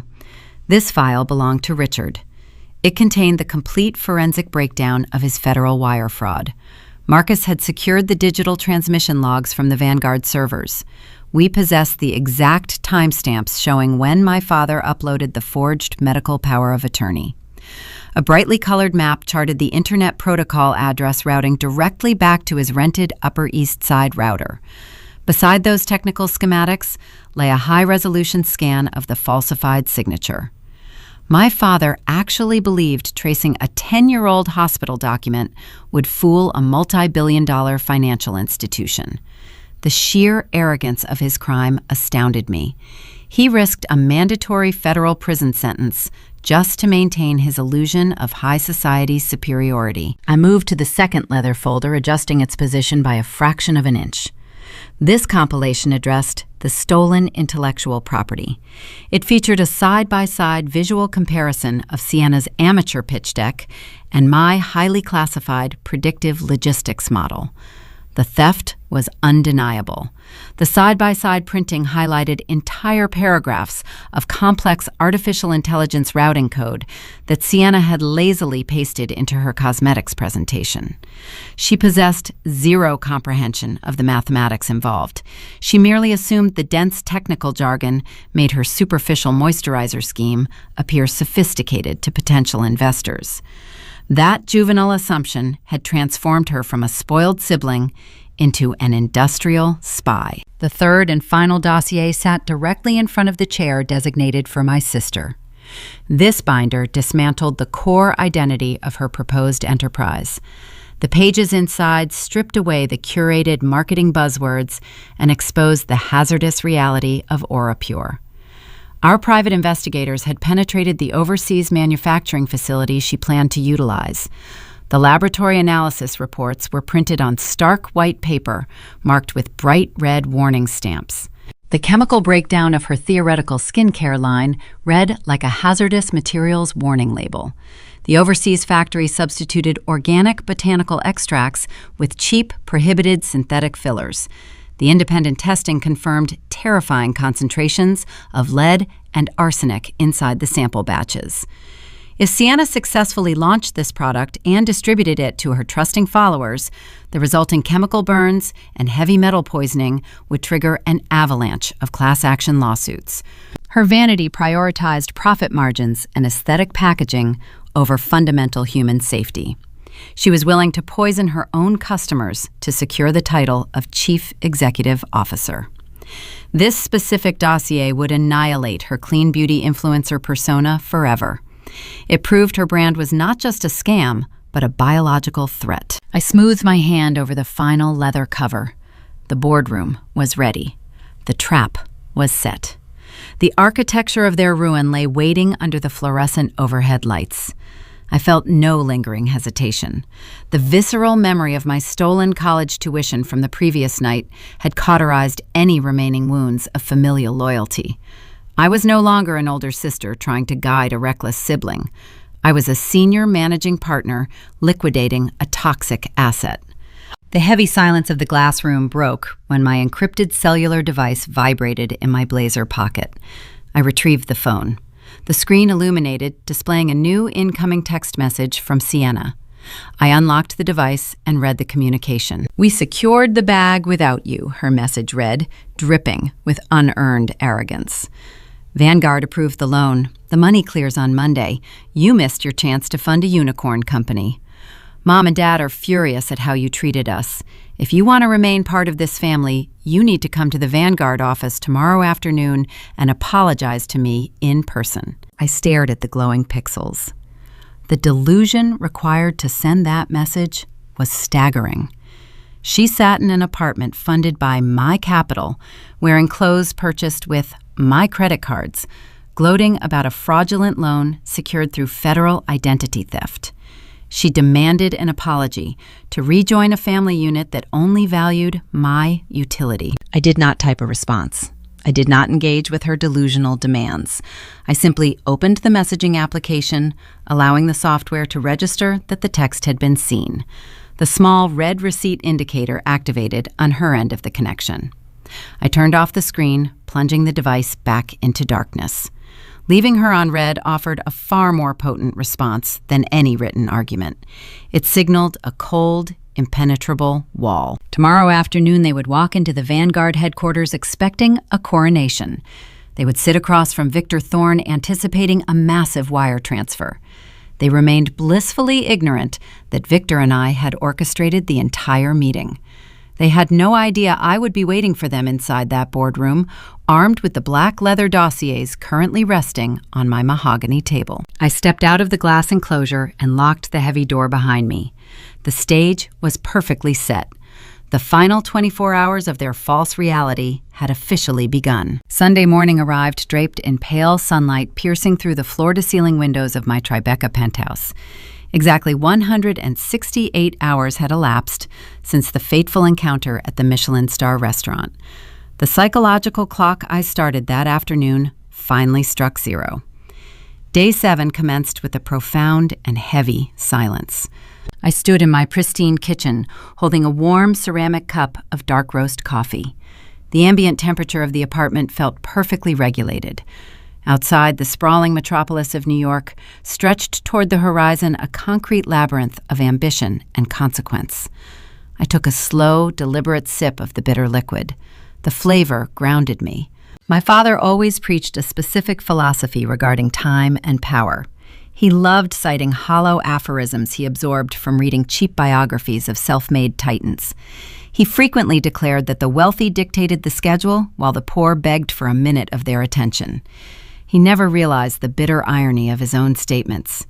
He spent his entire adult life begging for financial extensions, borrowing against my future, and demanding I alter my corporate schedule to accommodate his artificial domestic crises. Today, however, the dynamic had permanently shifted. I controlled the timeline. I dictated the terms. Richard Elizabeth operated as a mid-tier stockbroker in the late 90s. He ultimately lost his trading license over a severe ethics violation involving mishandled client portfolios. He never recovered his professional status, but he retained an endless reservoir of unearned arrogance. He genuinely believed he possessed a brilliant financial mind that the regulatory agencies simply failed to recognize. He projected his failures onto everyone around him. When I succeeded in the venture capital sector, he eagerly claimed credit for my genetic intellect. When I refused to fund his extravagant whims, he labeled me an ungrateful traitor to the bloodline. A sharp, melodic chime broke the morning tranquility of the penthouse. The secure intercom system mounted near the entryway flashed a bright blue digital notification. Someone had bypassed the ground floor lobby concierge. That specific security breach required intimate knowledge of the building layout and a resident access code. I had intentionally neglected to revoke their building permissions during the midnight restructure earlier in the week. It was a highly calculated oversight. I wanted them to come to me. I needed them to deliver their final performance. I tapped the glowing interface illuminating the external camera feed. 3 familiar figures stood awkwardly in the private elevator vestibule. Vivian Richard and Sienna arranged themselves into a carefully choreographed tableau of domestic concern. My mother wore a somber beige cashmere coat, her hands clasped tightly together in front of her chest. My father stood slightly behind her, adopting the posture of a weary but forgiving patriarch. Sienna positioned herself nearest the camera lens, holding a pristine white tissue. They clearly believed they possessed total leverage in this negotiation. Sienna's viral video continued circulating across various digital platforms, generating widespread public sympathy for the aspiring cosmetics founder. The forged commercial loan application sat on the Vanguard servers, waiting for the Monday morning banking clearance. They assumed the combination of public shaming and the threat of independent corporate funding had broken my resolve. They thought I spent the entire weekend cowering in my apartment, terrified of losing my social standing and my familial bonds. If they supposedly secured the Vanguard capital, why were they standing on my doorstep? The answer resided in the fundamental nature of predatory debt. Even with their profound lack of financial literacy, my parents understood the Vanguard arrangement required actual repayment. Victor Thorne operated a notoriously ruthless collection division. My personal venture capital funds, by contrast, represented a bottomless well of consequence-free currency. They came to the penthouse to offer me the distinct privilege of paying off the impending Vanguard loan before the interest compounded. They wanted my clean cash to replace their toxic debt. I unlocked the heavy deadbolt and pulled the mahogany door open. I did not step aside to grant them entry. I remained planted firmly on the threshold, blocking the passage into my sanctuary. The theatrical performance began the precise second the door swung wide. Vivian unleashed a choked, dramatic sob. She stepped forward, reaching out with trembling fingers to grasp my forearm. I subtly shifted my weight backward, causing her hand to grasp empty air. "Oh, Alicia," my mother wailed, her voice echoing loudly in the marble vestibule. "We have been so deeply worried about you. This entire week has been an agonizing nightmare for our family. We could not sleep knowing you were in such distress." Richard placed a comforting hand on his wife's shoulder. He fixed his features into a mask of solemn benevolence, playing the role of the magnanimous leader. "We are willing to put this ugly chapter behind us," he declared. His tone carried the practiced cadence of a corporate executive granting clemency to a subordinate. "You acted rashly by freezing the checking accounts. We understand the high-pressure nature of your job causes you to lash out sometimes. We are prepared to forgive your temporary lapse in judgment and restore the family unit." Sienna stepped into the center of the visual frame. She dabbed the corners of her eyes with the tissue. She utilized the exact same facial expression she deployed in her viral broadcast. "I do not want to destroy your reputation, Elle," she whispered, adopting a fragile, trembling pitch. "The internet is being so cruel to you right now. I never wanted things to escalate this far. I just wanted my sister to believe in my dreams. Vanguard is ready to wire the seed funds tomorrow morning. Victor Thorne believes in me, but I would rather keep the equity inside the family. If you write the check today, I will take the video down immediately. We can pretend this horrible week never happened." It was a breathtaking display of narcissistic manipulation. Over the past 7 days, they maxed out secondary credit lines, committed federal identity theft, and attempted to ruin my professional standing. Now they stood on my welcome mat, demanding $500,000 under the guise of a generous olive branch. I studied Sienna's face. I looked at the manufactured tears welling in the corners of her eyes. I observed the smug, underlying confidence radiating from my father's rigid posture. I scrutinized my mother's faux anguish. 7 days ago, Sienna sat across from me at a Michelin star restaurant and issued a definitive ultimatum. She dictated the terms of our relationship. Give me the money, or we are done. She expected me to yield. She expected the threat of isolation to shatter my logic. She expected the bloodline to act as a permanent chain. I reached into the interior pocket of my tailored charcoal blazer. I did not withdraw a leather checkbook. I did not produce a wire transfer authorization form. I retrieved a thick, cream-colored envelope. The heavy, premium cardstock felt rigid between my fingers. The Vanguard Capital corporate crest was stamped into the center using an embossed silver foil. I extended my arm, holding the envelope directly toward my sister. Sienna hesitated. Her meticulously maintained acrylic nails hovered over the paper. She slowly took the parcel. "Too late," I said. The 2 syllables hung in the chilly air of the vestibule. I kept my voice entirely devoid of inflection. I offered no anger. I projected no sorrow. The flat, clinical delivery struck with the force of a physical blow. Sienna looked down at the envelope and then back up at my face. The fragile, weeping victim routine evaporated in a fraction of a second. Her performative tears ceased instantly. The manufactured sorrow drained away, leaving behind an expression of sheer, unadulterated panic. Her jaw slackened. The sudden, stark realization that the script had deviated from her desired outcome paralyzed her vocal cords. "What is this?" Richard demanded. His benevolent patriarch facade crumbled rapidly as he stepped forward, attempting to snatch the envelope from Sienna's rigid hands. "That is the formal agenda for your meeting this afternoon," I explained smoothly, maintaining my impenetrable corporate composure. "You secured an audience with Victor Thorne. The appointment is scheduled for 2 o'clock. The venue is the primary glass boardroom on the 50th floor of the Vanguard headquarters." Vivian stopped whimpering. A profound, unsettling confusion washed over her features. Her eyes darted between the silver foil crest and my calm expression. "Why do you have our itinerary?" she asked, her voice dropping its dramatic pitch. "Because I am attending the meeting," I replied. I gripped the brass handle of the heavy mahogany door. I looked at the 3 of them standing in the hallway. They represented a lifetime of emotional extortion and parasitic drain. I had carried their weight for a decade. The burden officially left my shoulders in this exact moment. Do not be late, I instructed. Victor despises tardiness. I pulled the door shut. The heavy latch clicked into place with a resounding, definitive snap. The physical barrier isolated me from their impending chaos. I turned around and walked back into the silent, sunlit expanse of my penthouse. The security monitor displayed the aftermath in the hallway. Richard tore the envelope open with frantic, clumsy movements. He pulled out the printed schedule, scanning the text with wide eyes. Sienna stared blankly at the closed door, her chest heaving with shallow, terrified breaths. Vivian leaned against the marble wall, clutching her empty designer handbag, looking like a ghost. They arrived at my home expecting a swift, unconditional surrender. They departed, holding an invitation to their own execution. They still believed the afternoon appointment involved a negotiation for seed capital. They possessed zero comprehension of the legal trap waiting to spring.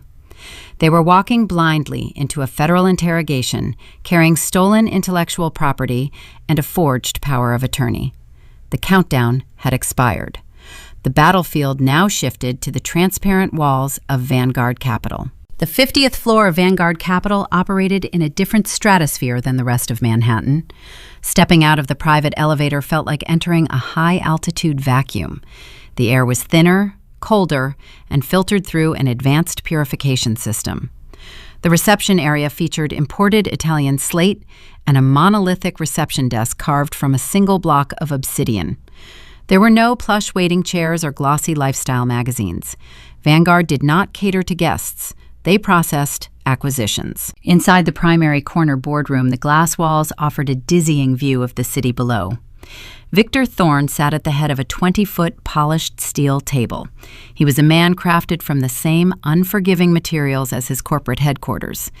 He wore a bespoke charcoal suit that draped perfectly over his broad shoulders. His silver hair was meticulously styled, and his pale eyes projected a chilling calculation. He was 60 years old and commanded a net worth surpassing $3 billion. At precisely 1:55 in the afternoon, my family occupied 3 chairs positioned directly across from him. I observed them through the transparent glass barrier from a secondary adjoining office. Marcus stood beside me, holding the 3 black leather dossiers. My parents and sister looked remarkably small inside that vast architectural space. Richard attempted to project an aura of seasoned business acumen by leaning far back in his ergonomic chair and crossing his legs. However, the slight tremor in his hand as he adjusted his imported silk tie betrayed his underlying anxiety. Vivian sat rigidly next to him. She clutched a designer handbag tightly against her stomach, as if the leather accessory could shield her from the overwhelming corporate intimidation. Sienna occupied the center seat. She wore a tailored white blazer and a forced, confident smile. She had spent the entire morning rehearsing her talking points, convinced she was on the verge of becoming a celebrated beauty mogul. She occasionally glanced at the large digital clock mounted on the far wall, waiting for the impending wire transfer to validate her fabricated entrepreneurial identity. At exactly 2 o'clock, I nodded to Marcus. We stepped out of the secondary office and walked down the slate corridor. I pushed the heavy glass door open and crossed the threshold into the boardroom. The acoustic dampening technology inside the room swallowed the ambient noise of the building, leaving only the rhythmic click of my heels against the hard floor. The sudden intrusion shattered the tense silence. My family turned their heads in unison. Their reactions varied, but none of them grasped the true nature of the situation. Vivian gasped softly, her manicured hand flying to her chest in a dramatic display of surprise. Richard narrowed his eyes. His posture stiffened, radiating a toxic mixture of annoyance and superiority. He assumed I had buckled under the immense pressure of their social media campaign and arrived to beg for a minority stake in Sienna's impending empire. Sienna smiled. It was a vicious, triumphant expression. She believed she had won the war. She thought the sight of me entering the Vanguard headquarters proved my ultimate defeat. "You are late," Sienna stated, her voice echoing slightly in the vast room. Her tone dripped with unearned authority. "I told you to be here to apologize. Victor and I were just about to finalize the preliminary paperwork. You are lucky we waited for you to witness this." I did not reply. I walked calmly toward the far end of the steel table. Marcus followed closely behind me, placing the 3 heavy, leather-bound dossiers onto the metallic surface. The distinct thud of the thick binders landing on the table caused Vivian to flinch. I took a seat directly next to Victor Thorne. I arranged my blazer and folded my hands, resting them on the cool steel. Victor looked at Sienna. The faint, polite smile he had maintained for the past 10 minutes vanished. The transformation was swift and terrifying. The welcoming investor persona evaporated, leaving behind the ruthless apex predator of the financial district. "We were not waiting to finalize paperwork," Miss Elizabeth Victor corrected. His voice was a low, resonant baritone that commanded instant obedience. "We were waiting for my former protege to arrive and dictate the terms of your surrender." The air vanished from the room. Sienna blinked rapidly. Her vicious smile faltered, breaking into fragments of profound confusion. She looked at Victor and then shifted her gaze toward me. Her brain struggled to process the unexpected variable. Your protege Richard echoed the words stumbling out of his mouth.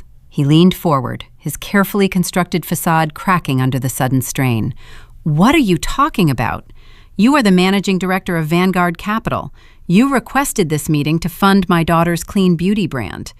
Victor interlaced his fingers, resting his forearms on the table. "I requested this meeting because Alicia asked me a personal favor," he explained, his tone devoid of any warmth. 10 years ago, I recruited your eldest daughter out of a cramped university library. I taught her how to read complex financial structures. I showed her how to dismantle parasitic organizations. She is one of the most lethal venture capitalists operating in this city today. I do not fund unproven vanity projects utilizing stolen data. I facilitate traps for corporate espionage. The illusion of Sienna's victory shattered with the force of a physical impact. The realization that they had walked willingly into a hostile ambush struck them simultaneously. The lavish spending spree from the previous night, the defiant social media broadcasts, the smug arrogance they displayed on my doorstep, all of it transformed into profound, humiliating regret. Vivian opened her mouth to speak, but her vocal cords failed to produce a sound. Richard gripped the armrests of his chair, his knuckles turning light. The color drained entirely from Sienna's face, leaving her looking pale and sick. Victor reached into the interior pocket of his bespoke suit jacket. He withdrew a sleek silver fountain pen. He held the expensive writing instrument loosely between his thumb and index finger. Before we discuss the chemical hazards hidden inside your theoretical skincare line, we must address 2 severe legal discrepancies Victor announced. He used his free hand to slide a printed document across the steel table. It stopped directly in front of my father. It was the commercial loan application containing the forged financial guarantee. "My compliance department flagged the submission at midnight," Victor stated. "You attempted to pledge a holding company you do not own as collateral for a $500,000 loan. You transmitted a falsified signature across federal digital networks using a revoked medical power of attorney." Richard stared at the paper as if it were coated in venom. The sweat began to bead on his forehead. Victor slid a second document across the table. This one stopped in front of Sienna. It was the final page of her pitch deck, containing the highly classified artificial intelligence routing code. "You also presented a proprietary predictive logistics algorithm as the backbone of your shipping infrastructure." Victor continued his gaze, narrowing onto my sister. "That specific code belongs to a tech startup recently acquired by Alicia's firm. You brought stolen intellectual property into my headquarters and attempted to secure capital using stolen assets." Victor dropped the silver fountain pen. The heavy metal instrument hit the polished steel table with a sharp, definitive click. The sound echoed like a gunshot in the silent room. "I reject your fraudulent collateral," Victor declared, "and I demand a comprehensive explanation for the federal wire fraud and the corporate espionage currently sitting on my desk." The psychological pressure inside the glass boardroom reached a critical breaking point. Survival is a primal instinct. When cornered by a superior predator, weaker animals will always turn on each other to secure an escape route. My family had spent a decade operating as a unified front, bound together by their shared exploitation of my wealth. That toxic allegiance dissolved in less than 5 seconds. It was her idea, Richard shouted, his voice cracking with sheer panic. He pointed a trembling finger directly at Sienna, throwing his favored child into the line of fire. I did not understand the digital application portal. She told me the old medical document was still legally binding. She said uploading it was standard industry practice. I was just trying to help her secure her dream. She manipulated the paperwork. Sienna recoiled as if her father had physically struck her across the face. Her survival instinct activated with equal ferocity. "You are a liar," Sienna screamed, her voice hitting a shrill, hysterical pitch. She pushed her chair back, scrambling away from her parents. "You logged into the portal. You forged her signature. I did not even know what a power of attorney was until you printed it out on the coffee table. You stole her identity because you wanted to pay off your private dining club debts." Vivian inserted herself into the chaotic crossfire, desperate to evade federal prison. "We did not know the algorithm was stolen," Vivian pleaded, looking frantically toward Victor and then toward me. "We thought Sienna wrote the business plan herself. She told us she hired a freelance developer. We had no idea she photographed your private briefcases, Alicia. She acted entirely alone on the intellectual property theft. We are innocent bystanders." "You let her bring the briefcases into the dining room," Sienna fired back, her face contorted with rage and terror. "You encouraged me to look for insider tips. You are both complicit." The pristine glass boardroom transformed into a chaotic theater of betrayal. They screamed accusations across the steel table, sacrificing each other to avoid the impending legal slaughter. I watched their familial bond disintegrate into dust. The wealthy, cohesive unit they portrayed to the Manhattan elite was exposed as a shallow, parasitic fiction. They possessed no loyalty. They possessed no honor.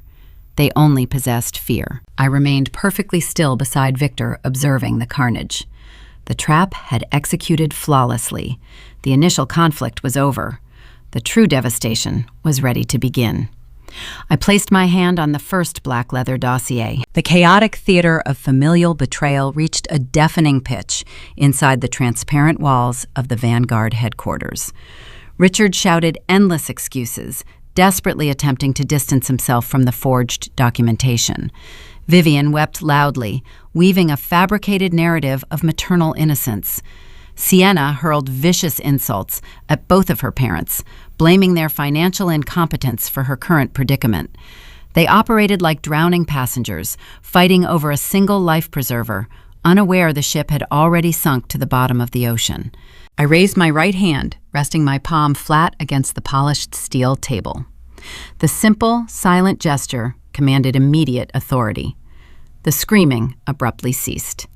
My family turned their attention toward me, their chests heaving with exertion. They waited for my verdict. I slid 3 identical black leather portfolios across the metallic surface.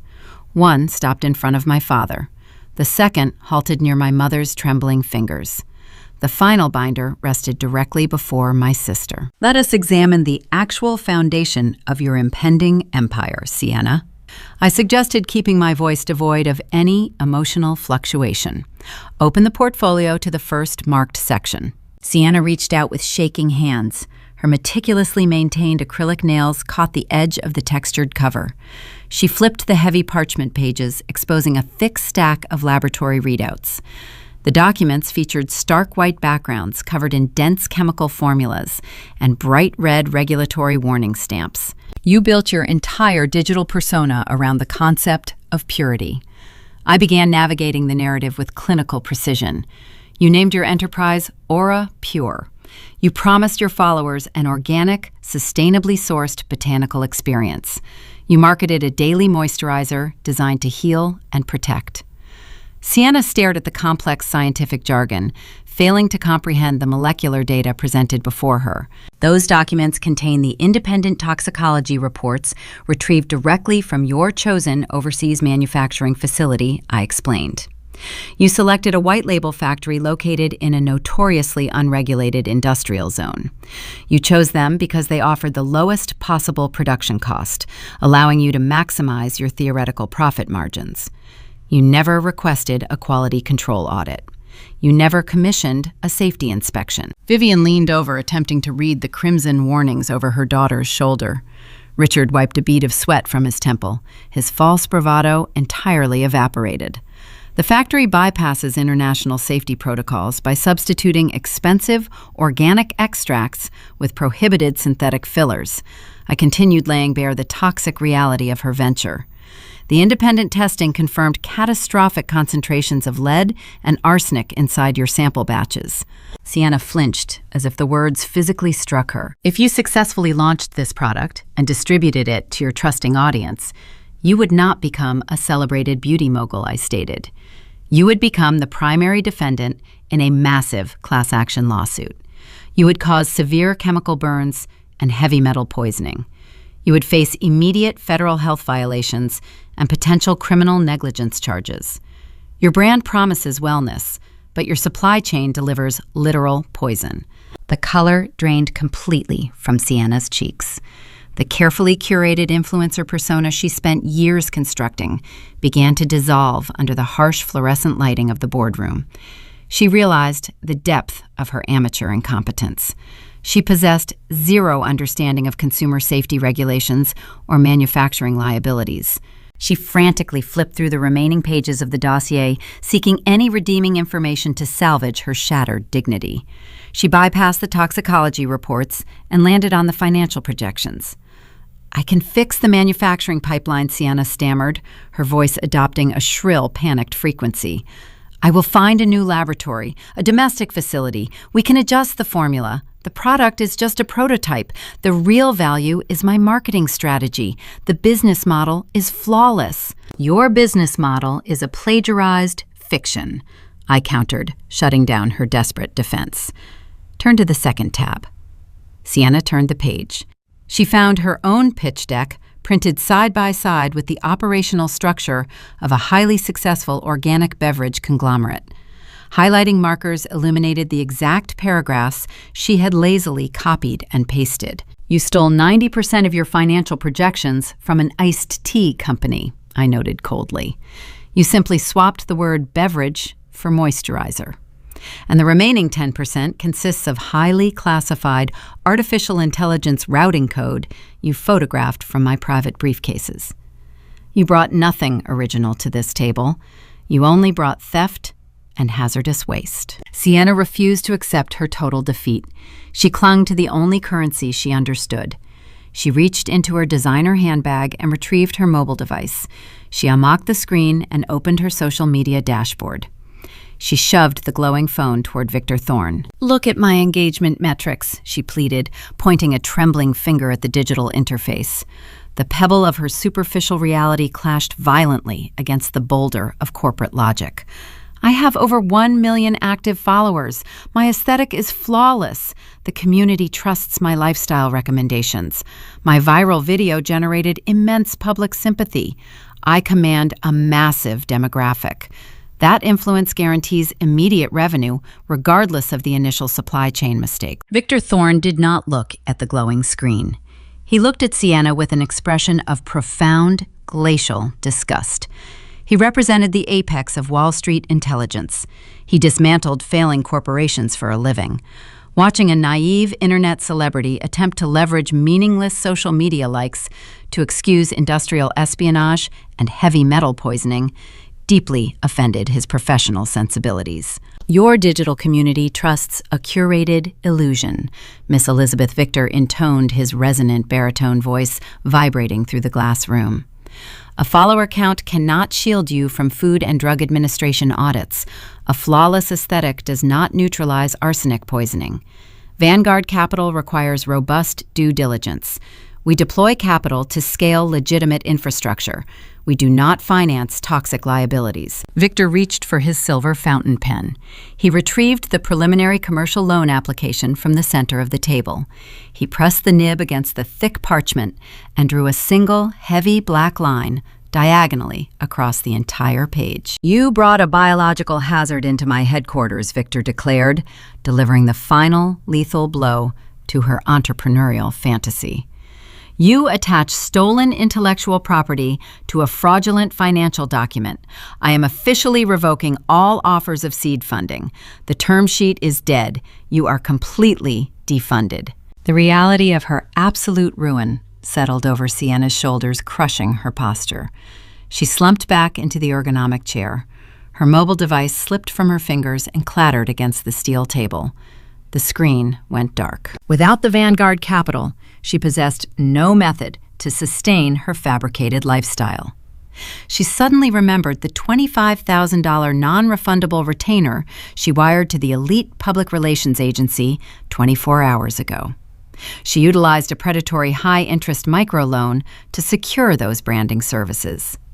The debt compound cycle would begin on Monday morning. Furthermore, her social ruin was imminent. The viral video she posted demanding justice now stood as a permanent digital monument to her impending bankruptcy. Once the independent testing data exposing the toxic chemical formulation leaked to the public, her entire digital influence would evaporate overnight. Her followers would turn on her with ruthless efficiency. She was financially destitute and professionally radioactive. The younger sister was effectively neutralized. I felt no triumphant joy watching her shatter. I simply experienced the necessary satisfaction of completing a surgical excision. The parasitic drain on my resources was permanently severed. However, the climax remained unfinished. Sienna's destruction addressed the corporate espionage and the hazardous product line. The primary atrocity, the action that transformed this familial dispute into a federal crisis, belonged to the older generation. I closed my black leather dossier. The subtle movement shifted the focal point of the room. Marcus stepped forward.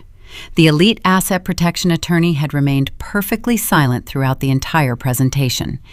He observed the familial breakdown with clinical detachment, gathering the necessary psychological data to execute his specific mandate. Now he directed his unyielding focus toward Richard and Vivian. My mother shrank back into the expensive leather upholstery, attempting to make herself invisible. My father tried to muster a final defensive glare, but his facial muscles twitched uncontrollably, betraying his mounting terror.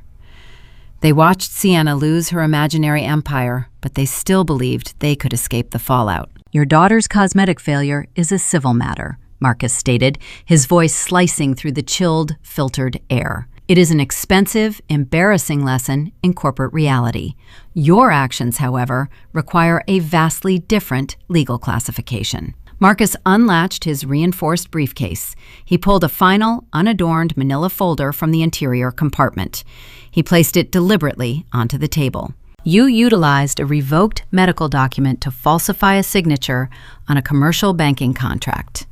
Marcus continued detailing the exact architecture of their impending doom. "You transmitted that forgery across state lines, violating numerous digital security statutes."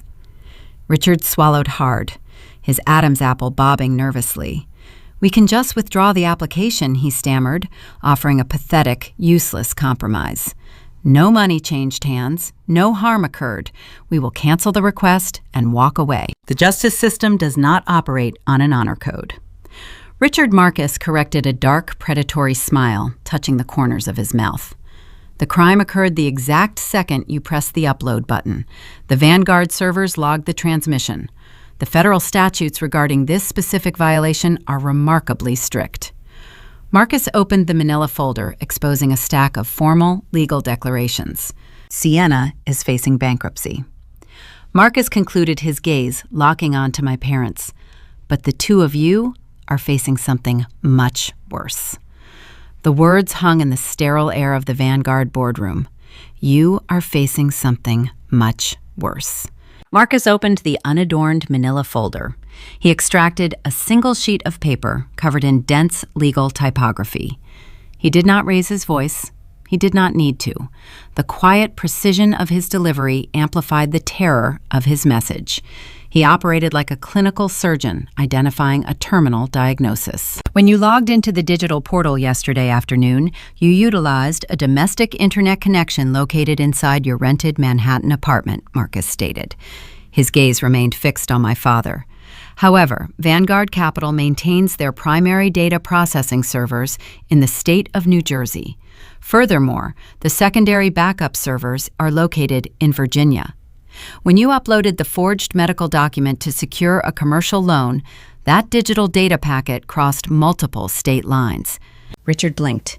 His mind struggled to comprehend the geographical trivia. He spent his days focused on country club reservations and dinner menus. He lacked any fundamental understanding of modern digital architecture. He still viewed the transaction as a minor domestic shortcut, a simple white lie told to secure a necessary business advantage for his favored child. That interstate transmission elevates your action from a simple local fraud to a strict federal jurisdiction, Marcus explained, spelling out the exact parameters of the trap. Title 18 of the United States Code, Section 1343, Federal Wire Fraud. The statute is remarkably unforgiving. When you combine that illegal digital transmission with the unauthorized use of Alicia's identity to pledge her corporate holding company, you added aggravated identity theft to the pending indictment. My father stared at the elite asset protection attorney. Richard spent his early career operating on the fringes of Wall Street. He lost his brokerage license over unethical client fund management. During that previous scandal, he managed to avoid criminal prosecution through a series of expensive legal settlements and quiet resignations. He always believed his superior intellect shielded him from actual incarceration. He thought rules only applied to the lower classes. That lifelong delusion evaporated under the harsh, fluorescent lighting of the 50th floor. Federal prosecutors do not negotiate with unlicensed, disgraced brokers. White-collar penitentiaries are not luxury country clubs. The crushing reality of an actual prison sentence descended upon his shoulders, pressing the breath out of his lungs. His hands began to shake. The tremor started in his fingertips and rapidly spread through his wrists. He pressed his palms flat against the polished steel table, attempting to conceal the physical manifestation of his terror. The effort proved futile. The microscopic vibrations caused his expensive gold wristwatch to rattle faintly against the metallic surface. The distinct clicking sound echoed in the quiet room, broadcasting his shattered vanity to everyone present. The Manhattan patriarch was reduced to a terrified, trembling shell. Vivian turned her head, looking at her husband with wide, panicked eyes. Her heavily manicured hands fluttered near her throat. "Tell them it was a mistake, Richard," she pleaded, her voice thin and desperate. "Tell them we did not know the servers were in New Jersey. Ignorance of the technical routing must offer some legal protection. We are good people. We just made a clerical error." Ignorance is not a recognized defense for forging a signature. Vivian Marcus countered smoothly, shutting down her pathetic escape route. The intent to secure illicit capital remains clear and documented. Furthermore, our private investigators traced the secondary retail credit lines you opened yesterday evening. You signed for luxury goods using credit secured against the theoretical Vanguard funds. You spent money you did not possess, operating under the assumption that a fraudulent loan would cover your tracks. That establishes a clear, premeditated pattern of systemic financial deceit. I watched them twist in the snare. For 10 years, they treated me as an endless natural resource. They harvested my capital to fund their leisure. When I finally closed the vault, they did not reflect on their entitlement. They did not apologize for treating me like a machine. They simply attempted to pick the lock using federal crimes. I pushed my ergonomic chair back slightly, drawing their attention away from the attorney and back to me. Victor Thorne remained perfectly still beside me, observing the execution with cold, professional approval. Victor and I possess all the necessary evidence to initiate a formal federal inquiry, I told them. My voice remained even, devoid of any familial warmth. We hold the digital transmission logs, the unauthorized pitch deck, and the toxic laboratory reports. If Marcus dials the contact number for the white-collar division of the Federal Bureau of Investigation, they will dispatch agents to this building within the hour. You will be escorted out of this high-rise lobby in handcuffs, while the financial press photographs your exit. Vivian choked on a sob, covering her mouth with her hands.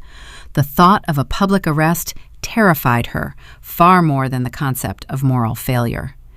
Richard squeezed his eyes shut, his face turning a sickly shade of pale gray. However, a federal trial requires my active participation. I continued dictating the flow of their survival instincts. It requires endless depositions, public testimonies, and prolonged media scrutiny.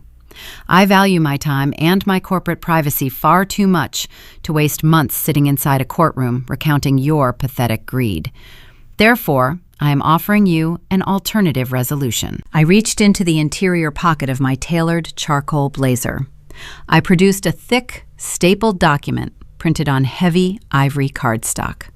I slid the contract across the steel table, positioning it directly between my parents. This is a permanent severance agreement, I announced. It represents your only escape route. Richard opened his eyes, staring at the ivory paper as if it offered salvation from a firing squad. What does it require? He asked, his voice reduced to a hollow, ragged rasp. It requires a total and irreversible extraction, I explained, leaning forward to ensure every syllable landed with maximum impact. If you sign that document today, you formally relinquish any and all future claims to my estate, my holding companies, and my personal wealth. You surrender all rights to seek alimony, familial support, or emergency capital from my firm. You agree to a permanent, legally binding gag order preventing you from discussing my business operations in any public or private forum. Vivian reached out, touching the edge of the contract with a hesitant finger. So we just sign this and you let us walk away? She verified, her tone brimming with naive hope. We go back to normal. Your definition of normal expired 7 days ago, I corrected, shattering her optimistic illusion. The severance agreement does not just protect my future assets, it addresses your current liabilities.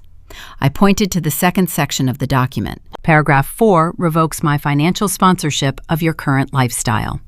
I detailed laying out the exact parameters of their new reality. You reside in a luxury Upper East Side apartment secured by my corporate guarantor status. I pay the rent, the utilities, and the maintenance fees. Upon signing this agreement, my guarantor status terminates instantly. The holding company will cancel the lease. You are required to vacate the premises within 48 hours. If you remain inside the unit beyond that strict deadline, the property management group will execute an immediate physical eviction with law enforcement present. Vivian gasped, her hand flying to her chest. You are throwing us out onto the street, she wailed, the reality of losing her prestigious zip code striking a deeper nerve than the threat of federal prison. Where are we supposed to go? We have no savings. That is no longer my concern, I replied, maintaining my icy detachment. You will also assume full, unmitigated liability for every single financial decision you made over the past 48 hours. I looked directly at my mother, watching her carefully constructed high society persona crumble into dust. The $15,000 imported leather handbag you purchased yesterday evening will not be subsidized by my venture fund. The exorbitant bill from the private dining club will remain attached to your personal Social Security numbers. You maxed out secondary retail cards and secured predatory microloans, assuming Vanguard would cover the deficit. The interest rates on those specific loans hover near 30%. You built a mountain of toxic debt entirely on your own. You will carry that debt alone. Richard stared at the steel table, his breathing shallow and rapid. You are stripping us of everything, he whispered, staring at his trembling hands. I am stripping you of my labor, I corrected. You are retaining everything you built yourselves, which amounts to nothing but fraudulent schemes and unpaid invoices. I retrieved a simple black ballpoint pen from my pocket. I set it down on top of the severance agreement. The plastic cylinder rolled slightly before coming to a stop directly over the signature line. You possess two options, I concluded, summarizing their bleak, unavoidable reality. You can refuse the agreement. If you do, Marcus will contact the federal authorities right now. Victor Thorne will serve as a primary witness to the corporate espionage and the forged loan application. You will face indictments for wire fraud and identity theft. You will likely spend the next decade inside a federal penitentiary. I paused, letting the silence amplify the severity of the threat. The city traffic moved silently far below the glass floor, entirely indifferent to their destruction. Or you can pick up the pen, I said. You can sign the permanent severance agreement. You will avoid prison, but you will leave this building with zero access to my capital, no luxury residence, and a mountain of compounding interest closing in on you. The choice hovered in the chilled, filtered air of the boardroom. The ultimate squeeze was perfectly executed, leaving no room for negotiation, emotional manipulation, or delay.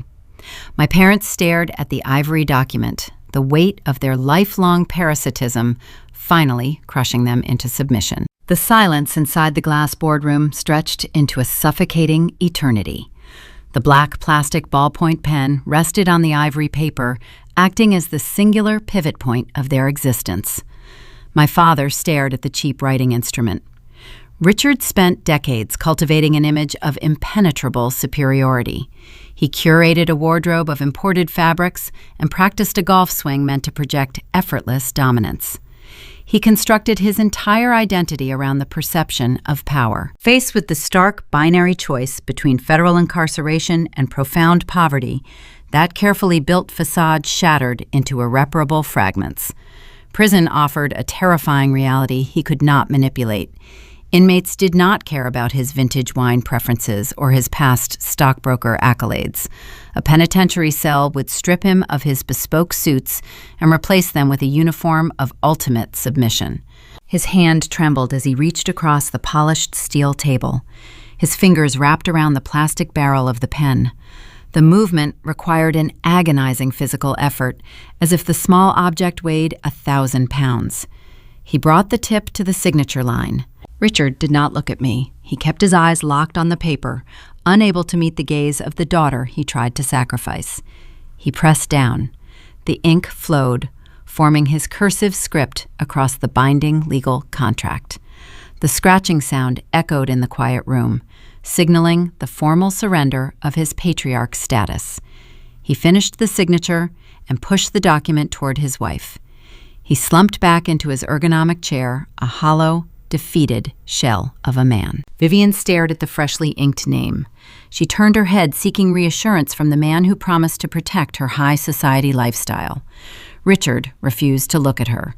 He offered no comfort and no alternative strategy. My mother built her self-worth entirely upon external validation.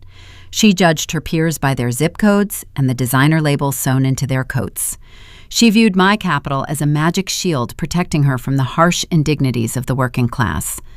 Signing the severance agreement meant accepting a sudden, brutal demotion. It meant returning to the unglamorous existence she thought she escaped 30 years ago. It meant packing her belongings into cardboard boxes and abandoning the Upper East Side within 48 hours. She picked up the pen. Her breathing grew shallow and erratic. A deep, guttural sob escaped her throat. She lowered her head and signed her name next to my father's. As she completed the final loop of her surname, a single heavy drop of salt water fell from her chin. The tear landed directly onto the ivory cardstock. It struck the fresh black ink of the eviction acknowledgement clause. The moisture caused the letters to bleed outward, creating a dark, blurred stain on the pristine page. That smeared signature served as a permanent physical record of her ruined legacy. The transaction was finalized. The legal quarantine was active. I reached across the table and pulled the ivory document toward me. I handed the signed contract to Marcus. The elite asset protection attorney inspected the signatures, nodded once, and placed the paperwork inside his reinforced briefcase. The lock engaged with a sharp, definitive click. The immediate threat of federal agents storming the building evaporated. I kept my promise. However, the resolution of the legal crisis ignited a vastly different kind of explosion. Sienna sat frozen in the center chair. She watched her parents sign away their access to my wealth. Her brain rapidly calculated the terrifying implications of that surrender. For her entire life, she relied on Richard and Vivian to act as financial conduits. Whenever she desired a luxury vacation or a new designer wardrobe, she simply manipulated their vanity and they extracted the necessary funds from my accounts. That pipeline was now permanently severed. Her parents possessed zero independent wealth. They held no legitimate savings. They were effectively unemployed, facing imminent eviction, and drowning beneath a mountain of fresh, high-interest retail debt. They transitioned from useful enablers into immense financial liabilities in the span of 5 minutes. Sienna's survival instinct mutated into pure, vicious hostility. She turned her attention toward the two people who spent 24 years pampering her every whim. "You signed it," she shrieked, her voice echoing sharply against the transparent walls. "You actually signed it! How could you be so stupid?" Vivian flinched, wiping her stained cheeks with the back of her trembling hand. "We had no choice, Sienna," she wept. "He was going to call the Federal Bureau. We would go to jail." "You are the reason we are in this mess," Richard snapped, suddenly finding his voice to defend his bruised ego. He glared at his favored daughter. "You brought that stolen code into this building. You orchestrated the fraudulent pitch. We only forged the document because you insisted Victor Thorne required collateral." "Do not blame this on me," Sienna screamed, standing up from her chair, her face twisted into an ugly mask of rage. "You are supposed to be the parents. You are supposed to protect me. You let her take everything. You are broke. You have nothing left. How am I supposed to pay the public relations agency? How am I supposed to afford my apartment rent?" "Get a job," Richard spat back, his tone dripping with newfound resentment. For the first time in his life, he viewed his golden child not as a trophy, but as an anchor dragging him deeper into the abyss. "I am a creator," Sienna countered, her voice hitting a hysterical pitch. "I do not work in a cubicle. You promised me an empire. You are pathetic, both of you. You are useless to me now." The Manhattan family devoured itself right before my eyes. The facade of unconditional love dissolved, exposing the transactional rot buried at their core. They only valued each other when the money flowed freely. Stripped of my venture capital, they possessed no shared affection or mutual respect to bind them together. They were just three terrified strangers fighting over the scraps of a destroyed illusion. I watched them tear each other apart, feeling a profound sense of untethered peace. I did not need to raise my voice. I did not need to hurl insults or demand apologies. I simply removed my financial support and let their own toxic nature execute the final punishment. I was legally and emotionally excised from their parasitic orbit. Victor Thorne observed the screaming match with an expression of icy disdain. He possessed zero tolerance for unprofessional outbursts inside his corporate headquarters. He reached beneath the polished steel table and pressed a concealed security button. Less than 30 seconds later, the heavy glass doors swung open. 4 broad-shouldered security personnel entered the boardroom.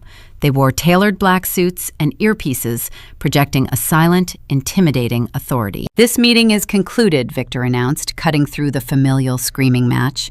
His resonant baritone left no room for negotiation. "Escort these individuals out of the building. Do not allow them to stop at the reception desk." The security team moved with swift, practiced efficiency. 2 guards flanked my father, gesturing toward the exit. Richard stood up, his shoulders slumped, his bespoke suit suddenly looking 2 sizes too large. He did not say another word. He walked out of the glass room, staring blankly at the slate floor. A 3rd guard approached Vivian. My mother clutched her expensive handbag, sobbing openly as she stumbled toward the doorway. The final guard stood beside Sienna. My sister glared at me, her eyes filled with venom and profound panic. She opened her mouth to hurl one final insult, but the security officer placed a firm hand on her elbow, propelling her forward. They marched out of the boardroom in a single file line. I remained seated next to Victor and Marcus, watching them retreat down the pristine corridor.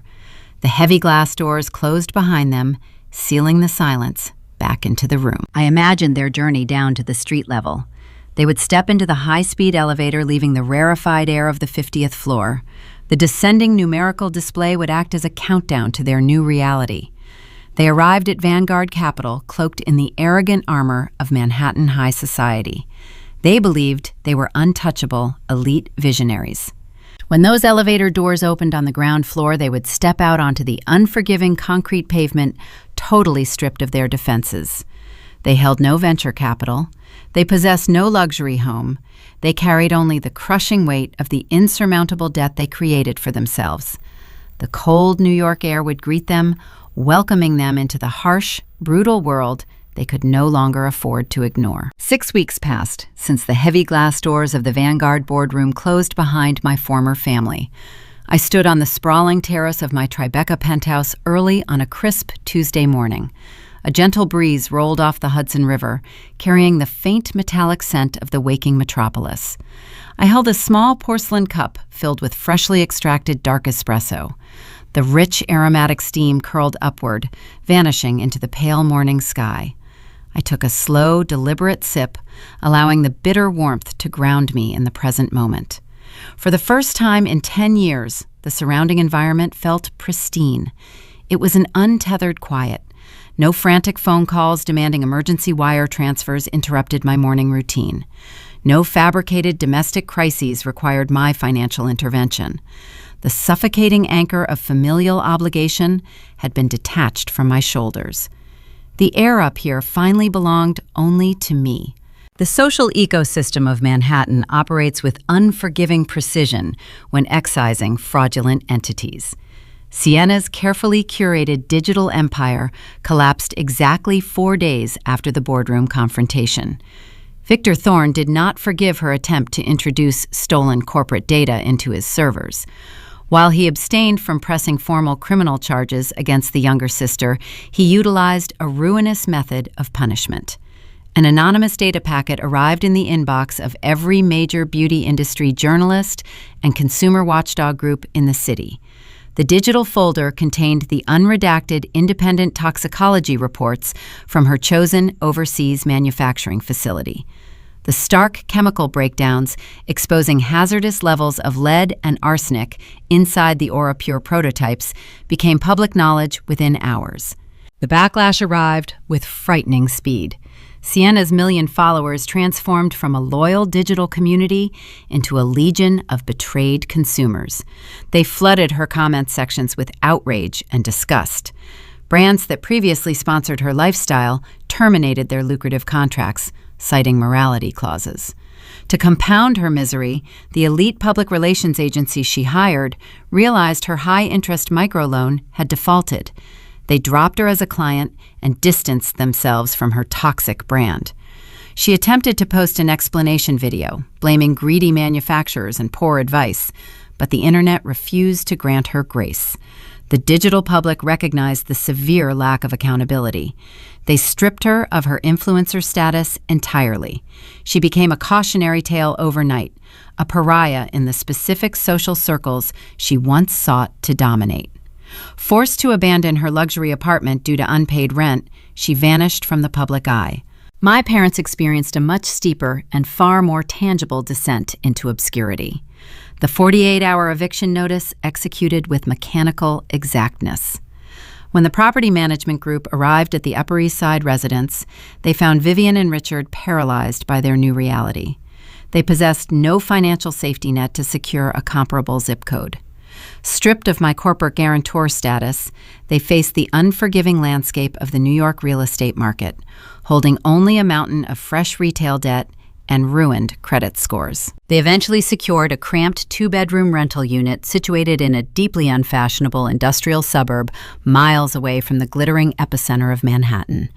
Their new daily existence consisted of stained linoleum floors, rattling heating pipes, and a scenic view of a municipal parking garage. The imported Italian leather sofa and the antique mahogany coffee table would not fit through the narrow stairwell of their aging apartment building. They abandoned those symbols of high society on the sidewalk. Vivian could no longer spend her afternoons attending private Pilates sessions or browsing luxury boutiques. She spent her days dodging relentless calls from predatory debt collectors. The $15,000 designer handbag she purchased during her blind spending spree now sat inside a cheap plastic storage bin, a constant mocking reminder of her unparalleled hubris. Richard attempted to solicit financial loans from his former private dining club associates. Every single one of those wealthy acquaintances blocked his phone number.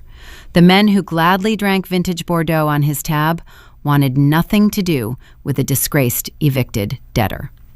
He secured a low-paying administrative position at a regional logistics warehouse just to cover their basic grocery bills.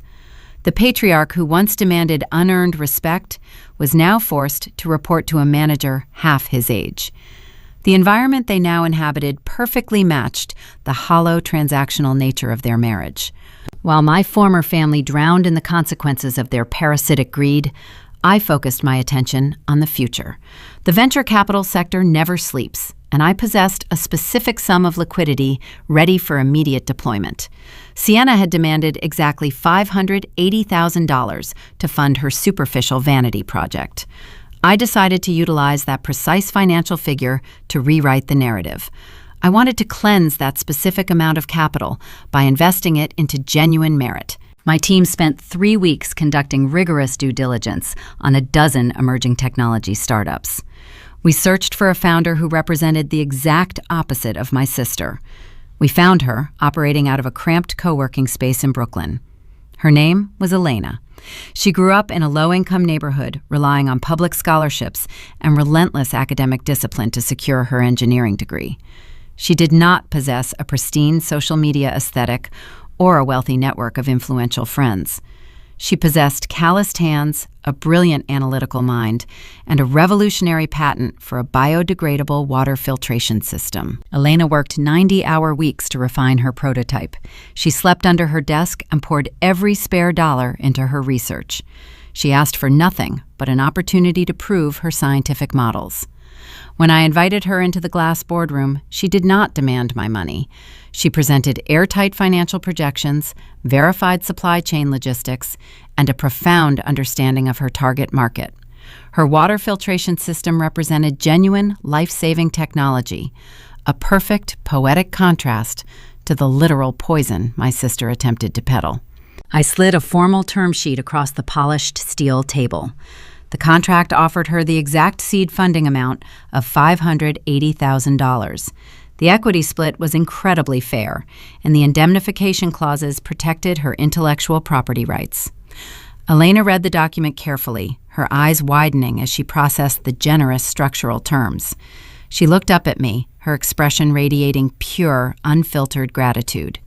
She picked up a simple black pen and signed her name, cementing a partnership built on mutual respect and shared diligence. We released the formal press announcement the following morning. Major financial publications picked up the story, highlighting our firm backing a promising female engineer from a disadvantaged background. I felt a profound sense of satisfaction reading the headlines over my morning coffee. The capital that my family attempted to steal through emotional extortion and federal fraud was now building sustainable infrastructure for a woman who actually earned the title of Chief Executive Officer. I finished the last sip of my espresso. The porcelain cup felt warm against my palm. I rested my forearms on the cool metal railing of the balcony and watched the golden sunlight spread across the waking city. The chaotic metropolis buzzed with endless ambition. Down there, millions of people chased the illusion of status. They compromised their morals for designer labels and sacrificed their dignity for access to exclusive rooms. My family chose to worship that hollow religion, and it ultimately destroyed them. The cool morning air filled my lungs. I looked back inside my quiet, pristine penthouse. The structural foundation of my life remained unbroken. I had walked through a psychological fire and emerged possessing absolute clarity. Society often teaches us that family represents an unbreakable bond, that blood requires infinite patience and perpetual sacrifice. I learned a far more valuable lesson inside the glass walls of corporate finance. A toxic asset remains toxic regardless of the name printed on the ledger. Cutting away the decay is not an act of cruelty. It is the highest form of self-preservation. I stood alone, overlooking the empire I built with my own hands. The silence wrapped around me, offering an undeniable comfort. The journey required surgical execution, but the resulting liberation justified every calculated strike. True wealth has nothing to do with the numbers resting inside a bank account or the luxury vehicles parked in a private garage. Power is not defined by how much capital you can afford to give away to appease parasitic demands. True power is looking at the people who expect you to fund their disrespect and knowing exactly what you are worth. We are often taught from a very young age that a family is an unyielding sanctuary, a sacred institution insulated from the harsh transactional realities of the outside world. In the broader American cultural ethos, the traditional family structure is revered as the ultimate safety net. We tell ourselves that blood is an unbreakable bond, an unconditional covenant designed to protect us when the corporate ladders break and societal pedestals crumble. But as we sift through the ashes of Alesia Elizabeth's calculated surgical severance from her parents and sister, a terrifying, unvarnished truth emerges regarding the architecture of modern parenting. The collapse of the Elizabeth household was not a sudden tragedy brought on by an unexpected betrayal. It was the inevitable bankruptcy of a family that spent 3 decades trading genuine emotional awareness for superficial prestige. To understand the profound failure of Richard and Vivian, we must examine the insidious nature of conditional love and favoritism within the domestic landscape. In a healthy, traditional family structure, parental responsibility relies on instilling core values: honesty, fairness, resilience, and accountability. True long-term guidance requires parents to prepare their children for the rigors of the real world, equipping them with the moral compass necessary to navigate adversity. However, in the hyper-competitive, prestige-obsessed echelons of American society, this noble pursuit frequently mutates into a toxic entitlement. Richard and Vivian did not raise Sienna. They curated her. They worshipped at the altar of aesthetics, treating their younger daughter as a decorative extension of their own vanity. By shielding Sienna from the natural consequences of her failures and funding her unearned lifestyle, they committed a profound disservice under the guise of parental affection. They denied her the fundamental human experience of struggle, ensuring she remained permanently stunted in a state of entitled adolescence. When parents prioritize a child's external image over their internal character, they do not merely spoil the child, they disarm them. Sienna's ultimate humiliation in the Vanguard Capital boardroom was not solely the result of her own hubris. It was the direct, predictable yield of an upbringing that placed zero value on integrity. Conversely, we must look at how traditional parental responsibility was weaponized against Alesia. In a truly functional family, emotional awareness means recognizing and nurturing the unique, intrinsic value of each child. Instead, Richard and Vivian treated their eldest daughter as a biological utility. Because Alesia possessed a fierce, independent work ethic and a brilliant analytical mind, her parents absolved themselves of their nurturing duties. They viewed her relentless drive not as a trait to be celebrated, but as a natural resource to be mined. This dynamic exposes a chilling reality about the corruption of fairness. When a child proves themselves capable, toxic parents often punish that competence by transforming the child into a beast of burden. They stripped Alesia of her hard-earned college savings to fund a phantom modeling career for her sister, justifying the theft through a warped interpretation of family loyalty. They demanded that the strong sacrifice themselves indefinitely to subsidize the weak. This is not parenting. It is parasitism dressed in domestic clothing. It is the commodification of a daughter. The story of the Elizabeth family forces us to confront uncomfortable questions regarding what we owe the people who bring us into this world. American culture heavily romanticizes the concept of unconditional parental love, suggesting that a mother and father will inherently act in the best interests of their offspring. Yet human nature is rarely so pristine. When parents lack profound emotional intelligence, they project their own unhealed insecurities, failed ambitions, and desperate need for social validation onto their children. They demand respect simply by virtue of their biological titles, ignoring the undeniable fact that respect, like trust, must be earned and maintained through consistent, honorable action. Alicia's ultimate retaliation that the precise, emotionless execution of the legal and financial trap serves as a masterclass in establishing boundaries. She did not scream, she did not hurl insults, and she did not engage in the chaotic theater her family so desperately craved. She simply held up a mirror, forcing them to gaze upon the undeniable reflection of their own deceit. By removing her financial support, she provided the only genuine piece of parenting her mother and father had ever received. She introduced them to the concept of consequences. In doing so, she broke a generational curse of manipulation, ensuring that her own future would be built on a foundation of authentic merit rather than extracted guilt. If this reflection resonates with the silent battles you have fought in your own life, or if you have ever been forced to build your own table when your bloodline refused you a seat, I invite you to subscribe and follow Grape Echo Stories. Join our community of listeners as we continue to explore the unvarnished realities of human relationships, dismantling the masks people wear, and celebrating the quiet, profound strength required to reclaim your own narrative. We cling to the romanticized notion that a shared history equates to a shared soul. We are conditioned to believe that a parent's love is the ultimate, unshakable fortress. But perhaps the truest, most terrifying lesson of modern independence is this: blood does not make a family. It merely provides the initial introduction. A shared last name is not a lifelong contract, but a fragile, temporary lease. Society insists that we must always forgive, that we must endlessly compromise our own peace to keep the domestic peace. But family is not a biological inheritance. It is a daily, active choice, a ledger of mutual respect and sustained emotional investment. And sometimes, the most profound act of self-preservation and the truest expression of your own worth is to look at the people who gave you life, recognize that their accounts are entirely bankrupt of soul, and deliberately, unapologetically close the ledger forever.